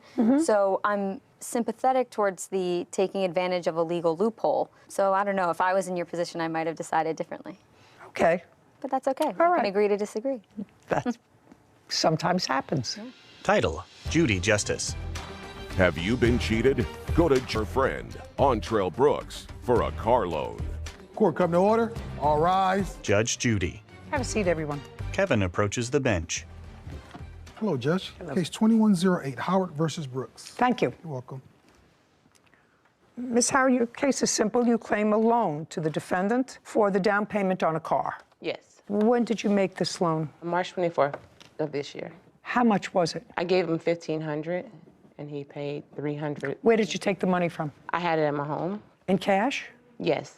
What kind of work do you do? I'm a hairstylist. I'm an owner-operator. Okay. Yes. And that's the sole source of your income? Yes. I own a salon business. I'm opening my second one. Tell me how you know the defendant. He was a client of a former stylist many years ago, so I met him through the salon. Did you have any sort of relationship with him? At the time that I met, no. No. At the time that you gave him this loan, we were friends. What did he say he needed the loan for? To get a vehicle. To get a car? He was at Mercedes trying to purchase another car, and I knew he had a baby on the way, so I felt it was... I want to know what he said to you. He said that he needed help with the down payment. He was short some for a down payment on a car that he wanted. Did you have that conversation on the phone or in person? Yeah, he called me and asked me for originally $2,500 to help him with the down payment. And I told him, well, I don't know if I have that much. I'll see what I can get him. I had the $1,500. He came to pick it up at my home. And that was on the 24th of March? Yes. When did you purchase your car? I believe it was the 24th as well. You have any paperwork for the car? What paperwork do you have there? I just want to see what you brought with you today. Basically, the lien holder paper. And what is that supposed to tell me? I believe it has the date on there when I purchased it. Okay. And how much did you put down on the car? $9,000. Did you trade in a car? No. Why did you need $2,500 from her? I actually didn't ask for it. I just mentioned to her that I No, well, needed just a it. second. I asked you a question. Okay. Why did you need extra money towards the down payment? Did it affect the payments? Did it affect the insurance? Did it affect the yes. premium? Basically, the car, it was like $74,000. So if I was to put down a lower payment, like you were saying, the payment would be higher for the monthly. So if I put down a little more, it dropped it down a little bit. Yeah. Yeah. Yeah. So she gave you $1,500, not $25. Yes. But she gave you $1,500. Yes. And she gave that to you around the same time that you purchased the car. Were you current in your insurance payments on the car? Yes. And then you crashed the car. Yes. And the insurance company paid the lien holder on the car. Yes. Made the payout. Yes. So you didn't get any money from the insurance. No. So now you have no car, right? I don't know if you have a car now. I have a car, yes. Well, you got another car. Yes. What kind of car did you buy? Tesla. A Tesla. And how much did you pay for the Tesla? I put down like $8,000. Where'd you get the $8,000 from? I work. I have a place where I hold traveling nurses. Did you take the money out of a bank, or did you have it in cash? I had it in cash. The $8,000. Yeah. How much money do you make from this business that you have? It varies depending on how many nurses I have staying there. So you own the property, or do you manage the property? I manage the property. So it's basically housing nurses or people that travel for business. And how long have you had that business? I've been doing that for maybe a couple years now. That's how you support yourself? That, and I do training as well, fitness training. Okay, so now you paid back $300 of the $15, right? I gave her $300. Right, and when did you give her the $300? I'm not quite sure the date, but... Give me a month. I'm not quite sure. When did he give you the $300? May 17th. Okay. Tell me why you gave back the $300. I gave it back to her because she basically... Not basically, this is basically. Well, because she kept asking for it. So just to get her off me for a second. So I gave her $300. Just I didn't feel like I owed it to her because I thought that, you know, it was given to me because we were like really cool. Just a second. Okay. All right. Well, Miss Howard. You Miss can't Howard. be serious. Miss Howard. Yes, ma'am. How long have you been operating your two salons? I'm opening a new one now, and the first one was opened in 2012. Do you live with anyone? My children. How many kids do you have? I have 3. How old are they? I have a 17, 18, and 21-year-old. Big kids? Yeah, college and high school, yes. Who supports them? I do. From their your father work? helps too, yes. From your work. Do you live with their father? No. No. But he also helps. Yes, he does. And you sound like a really intelligent, put-together woman who's had her own business, who's got 3 kids, college kids. Yes. Moving forward. Yes. Why? Why do you think, you know, I know that you work, because if you're a hairdresser and that's your source of income, you work really hard. It takes a long time to accumulate $1,500. You know, I'm sure you get some tips and stuff. That's the cash that you keep. Yeah. So you work hard and you've got 3 kids who need money. He wants to buy an uber expensive car and he wants his payments to be lower. So he says to you, not that he needs it. See, he doesn't need it to get a car. He wants it to make his payments lower. That's not how he presented it to me. How did he present it to you? He said he needs help, he needs the money for the down payment, and I knew, he told me that, you know, the situation, his car got taken away or whatever. And his car got what? His previous vehicle was taken from him. From how? I don't know. What kind of a car did you have? Before you bought the BMW? That's what it was. It was a BMW. Oh, and then you bought a Mercedes? Yeah. Okay, so you bought, sorry, I got that confused. You bought the Mercedes using some of her money. Before that, you had a BMW. Yes. Okay, and now you have a Tesla. Do you understand how foolish that sounds? Yes. You don't want to sound foolish. Well, like I said, he's had a baby on the way any day now, and my compassion for the situation, I was like, okay, I'll give you that. And I know he's had a source of income. It's not like I've ever known him not to have an income. So I felt like, okay, he'll do right by me. Of course, he didn't. We see. Do you know how many people stand in exactly that spot and say, you know, I trusted him, he gave me this story, gave me that story? Yes. And what I'm telling you is, most of the people standing there, for some reason that has always baffled me, are women. Caption coming up. Any guy who takes money from you to lower his car payment and buys a car for $75,000. The only people that do that sort of thing are untrustworthy. Then you change the contract and you said not acceptable. You're behind $500 and a late payment will only be acceptable with a current payment. Is there anything about that in your contract? There's not. Okay, so if it's not in your contract, it doesn't exist.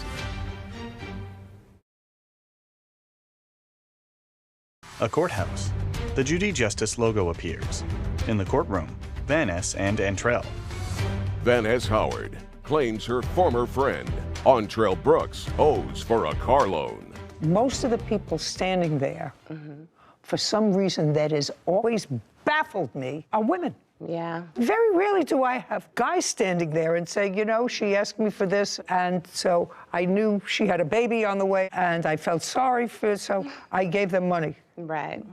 Most of the time, they say goodbye, which is what you should have said. And Absolutely. You appear to be much too fine a lady and a hard-working lady. Don't give anybody. No more. Any guy who takes money from you to lower his car payment and buys a car for $75,000 and asks you for $1,000 or $2,000, knowing that you're a working gal and that he didn't need it to buy a car. He could have bought a car for $50,000. He could have bought a car for $30,000. Right. Likes to drive fancy cars with somebody else's money, okay? Yes. So the only people that do that sort of thing are untrustworthy, usually, as my great-grandmother would call them, bums. So I would suggest that you be smart in the future. You're a hardworking lady. Hold on to your money.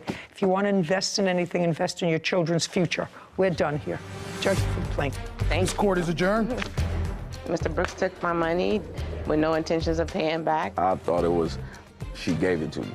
Oh, car crashed, my tires got slashed. I thought it was a gift because she really liked me. Don't let men borrow money. Judy and Sarah. Lovely woman, hardworking woman. She's going to have a chain, as Dolly Parton would say, have a chain. Going to have a second salon. On the other side, you have somebody with zero judgment. He's well-versed in other people's money. Why a perfectly sensible, bright woman would take money that she worked really hard for and give it to somebody that she hardly knows. Women have to be smarter. The women have to be smarter, worry about themselves. Yeah. Case 2113, Pickett versus Glick. All parties, please step forward.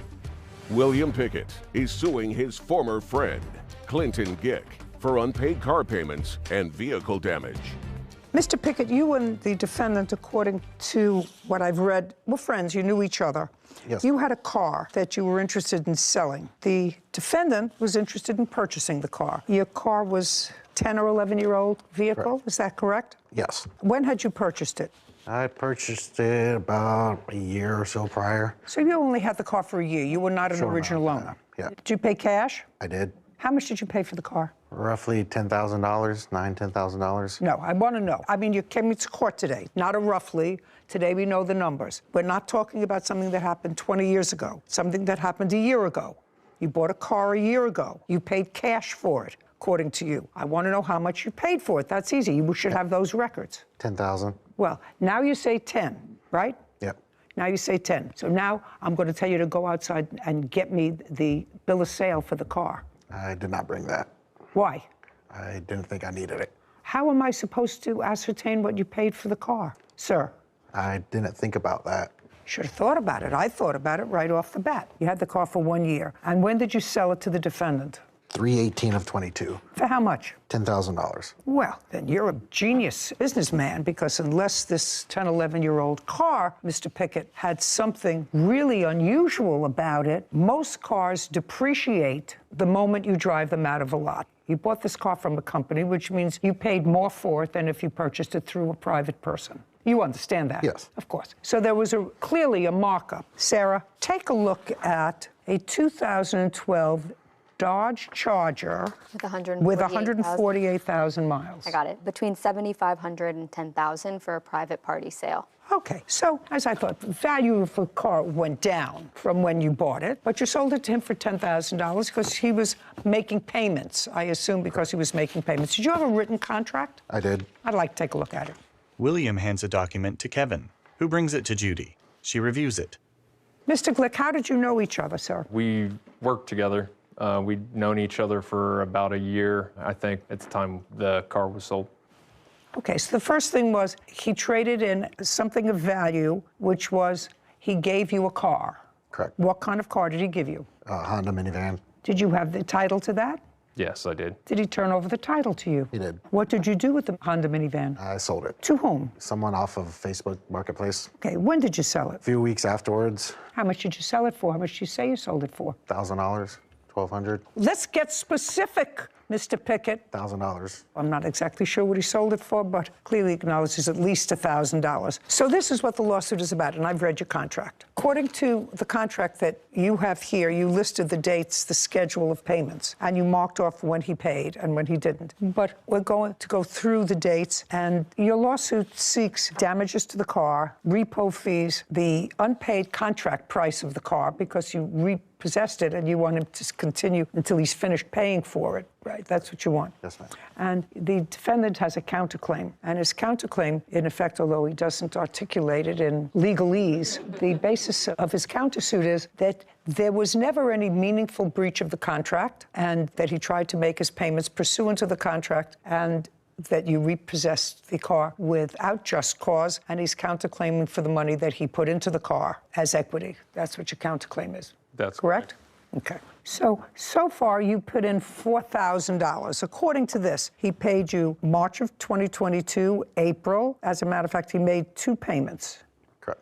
Payment schedules for every 2 weeks. Shh. 6/17, he made a partial payment, but made that up on 7/1, so he was up to date. Then you say on the 15th of July, he missed a payment. Did you miss a payment the 15th of July? Yes, I did, Your Honor. Tell me why. At that point, the plaintiff had already threatened to repossess the car several times before I'd ever missed a payment on the car. Because you made a partial payment once in June. Yeah, and also... But then made it up again within 2 weeks. Yes, exactly. Okay, so you had already said to him, you missed payments, I'm going to repossess the car. I informed, I didn't threaten to repossess it. No. Yeah, yes. Yeah. Yes. Okay, so you missed a payment on July 15th. Yes, and I informed him when I missed the payment that the reason for missing it, he had just filed for bankruptcy, and with his bankruptcy and the threats to repossess the car, I had decided that I wanted to miss, as it states in the contract, that I could miss 2 consecutive payments before repossession. I wanted to talk to a lawyer and make sure that I wasn't going to be putting even more money into a car that you weren't going to have equity in. Exactly. Okay, so that's why you missed July 15th. Yes, that's okay. correct. And it's the 29th of July also missed. Yes. So I attempted to give Mr. Pickett a $500 payment on the 29th. He refused to accept that payment, and I have that in text. I'd like to see it. Text messages. I'd like to see it. Do you acknowledge that he attempted to give you a payment on the 29th? Yeah, he attempted to make a partial payment. He attempted to give you $500. Correct. Clinton hands a document to Kevin. And tell me why you didn't accept the $500. He missed the payment on the 15th. I informed him on the 16th that I would not accept a late payment unless it's in conjunction with the current payment. You can't change the contract, sir. You can't change a written contract. Caption, coming up. There was a loan on this car. Yeah, there's a title loan on it. Oh, you didn't tell me that. That adds a different wrinkle to this whole thing because you told me you paid cash for the car, so I assume there was not a problem.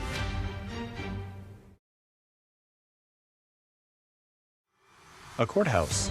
The Judy Justice logo appears. In the courtroom, William and Clinton. William Pickett claims his former friend, Clinton Gick, owes for car payments and vehicle damage. Clinton is countersuing, claiming William sold the car under false pretenses. Now, you had a written contract with him. If you're changing the terms, he has to agree to the terms in writing in the same force and manner of the original contract, which is this in writing signed by both parties. You have a contract here. The contract says he can't miss 2 consecutive payments. He wasn't missing 2 consecutive payments. He missed July 15th, and he tried to give you one on the 29th of July. If you refuse to accept it, he hasn't missed 2 payments. You refuse to accept the second one. Got it? Got it. Kevin brings a document from Clinton to Judy. Okay, well, I see the interchange, Mr. Pickett, and the interchange clearly says you're paying your $1,000 today or returning my car. He says, I'll be giving you my $500 payment that's due today. Then you changed the contract and you said, not acceptable. You're behind $500 and a late payment will only be acceptable with a current payment. Is there anything about that in your contract? There's not.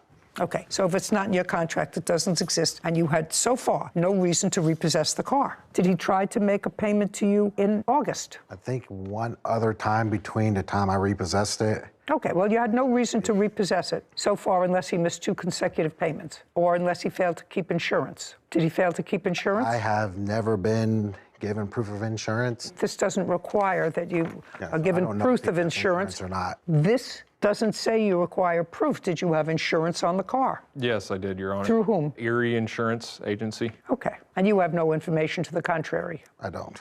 Okay, fine. So at the time you repossessed the car so far, Mr. Pickett, you didn't have basis under your contract to repossess the car. There was also other terms that I believed he had violated. Well, let's hear them. So far, he didn't miss 2 consecutive payments. Had you filed for bankruptcy? I had started filing for bankruptcy, yeah. Is that completed? Still hasn't been discharged yet. I think I have another month or so. Was this the first time you filed for bankruptcy? Yes, buyer misses 2 or more consecutive payments. Buyer fails to maintain full coverage under insurance, any significant damage to the vehicle that is not repaired in 30 days. Did you notify Mr. Glick of any damage to the car, give him notice, and say pursuant to the contract it has to be fixed in 30 days? We had talked about it when he came to drop off one of his payments, and he said... Well, give me a month. It was... A month and a year. It was in June. June of 2022, he came over to drop off a payment, and that would have either been on June 3rd or June 17th. Correct. Okay, and tell me about the conversation. I said, hey, there's a dent in the front now. And he said he'll get taken care of. At that point, I didn't really inspect the car because... Well, I don't care what you didn't do. Yeah. I want to know what you did. Yeah, I told him, it needs to be fixed. And he said he'll get taken care of. Okay, and? When I repossessed it, it was still there, as well as more damage. Okay. Did he talk to you about the dent in the front? I don't recall that conversation ever happening. There was text messages sent to me about damage to the car. The car had dents and dings all over it when I got the car. I mean, the front bumper even had significant damage to it. You repossessed the car at the end of August. Where is the car now? At my house. What's it doing at your house? I was just sitting there for the moment. Well, what's your intention to do with the car? Give it up in my bankruptcy or repair it and keep it and pay it off. Who has the title? The title loan company. So there was a loan on this car? Yeah, there was a title loan on it. Oh, you didn't tell me that. That adds a different wrinkle to this whole thing because you told me you paid cash for the car, so I assume there was not a problem. When did you take out a title loan on the car? I took out the title loan. Month and year? One of them was in December of 21. Did you know that there was a title loan taken out on this car? I knew that there was one. I didn't know that there were multiple. I don't know. But yeah, I did know there was a title loan. Did you know in what amount? No, I was never. Well, that's pretty dumb of you. Yeah, I agree. Well, because if you're buying something free and clear that he owes nothing on, that's one thing. How much was the title loan? Roughly $6,000 is what was owed on it still at that point when he bought it. How much did you pay off? A few thousand by that point. It's super high interest. Okie dokie. Mr. Pickett, your claim against the defendant is dismissed. I'm now entertaining his counterclaim. Do you understand? Yes, ma'am. You get stuck with this car. Now, problem is, you drove this car. Yes, was it your primary source of driving the car? Yes, it was. Okay. For 1, 2, 3, 4, 5, 6, 7, 8, 9, 10 months, right? Yes. Okay, so, Mr. Glick, this was your primary vehicle. How much do you think it would cost you to rent a car per month? Per month. Give me a figure. To rent a car? Yeah. Per month, I would say $900 a month, probably something like that, $900,000 a month, maybe. Okay. Based upon what you told me, it's not so egregious because you had the use of the car for 10 months. I actually don't think that an 11-year-old car would cost that much to rent. $900 a month, considering that you also paid for your own insurance. Correct. And if you rented a car, that the insurance would, of necessity, come with a car. Sarah, could you look up for me best deals on leasing a Dodge Charger? I don't know what that is. Is that a truck? It's a car. Is there a site where you could look that up? I'll see what I could find. But the intention was that money was going to go towards, something that I would own. Well, I understand that, right. but you had full use of his property for 10 months. Sure. You don't think it's fair for you not to pay for some of that use? I would think the depreciation in the car for the mileage that I put on it would be more than fair. Absolutely. Everything depends on how much you put down versus how much you pay monthly, so there's a wide range. Give me the range. He didn't put anything. $786 a month, $843 a month, but these are for brand new Dodge Chargers, not for 2012. Oh. So. Okay. And according to you, the current low price on this car is $7,500 price. For a private party. For a private party, low price, $7,500. Yes. So you're going to resell this car, and the car is currently in working order, and the low price on that car is $7,500, right? Yes. And he's already paid you $5,000. Yes. In order to break even, if you sold that car, all you need is $2,500. Correct. So I think that it's more than fair to give you credit for the $2,500 from what you paid. Okay. You paid $5,000. Half of that seems to be a more than reasonable figure to have full use of his property, and he repossessed the car. I don't think he had any basis to repossess the car, which is why he dismissed his case. And you certainly don't want to get involved with bankruptcies and payments, so you don't want this car back, because getting this car back will be more trouble for you than anything else. Exactly. I absolutely understand that, because then you're dealing with his creditors and whatever. I'm not trusting that whole situation. In any event, I don't think that you paying $2,500 towards the rental of the car over a 10-month period is unreasonable, and then he's whole. Then if he wants to spend money to have the car spruced up before he sells it, well, maybe he can get $8,500 for it, and then he's whole. So now everybody's happy. Judgment on the counterclaim for $2,500. We're finished. Thank you very much. Thank you, Your Honor. This court is adjourned. I'm very happy. Needed a car, I had a car. I don't think it was an honest transaction on his part. I'll keep buying and selling. So yeah, I think he was just trying to get a quick payday. Sarah and Judy. So I just want to make sure I have this right. The defendant was paying the plaintiff $1,000 a month towards the vehicle that the plaintiff had a title loan out on, but instead of paying off the title loan so the defendant would have the car free and clear, right, he decided to keep the payments and not pay off the title loan. Correct. Which means that even after he completed the payments, which he was halfway finished with, he could not have gotten clear title. Yeah. Because the title is with the loan company. And he's filed for bankruptcy, so you can't come against him. Slick. Yeah, sticky situation. Yeah. Title, Judy Justice. Want justice? Go to judyjustice.tv.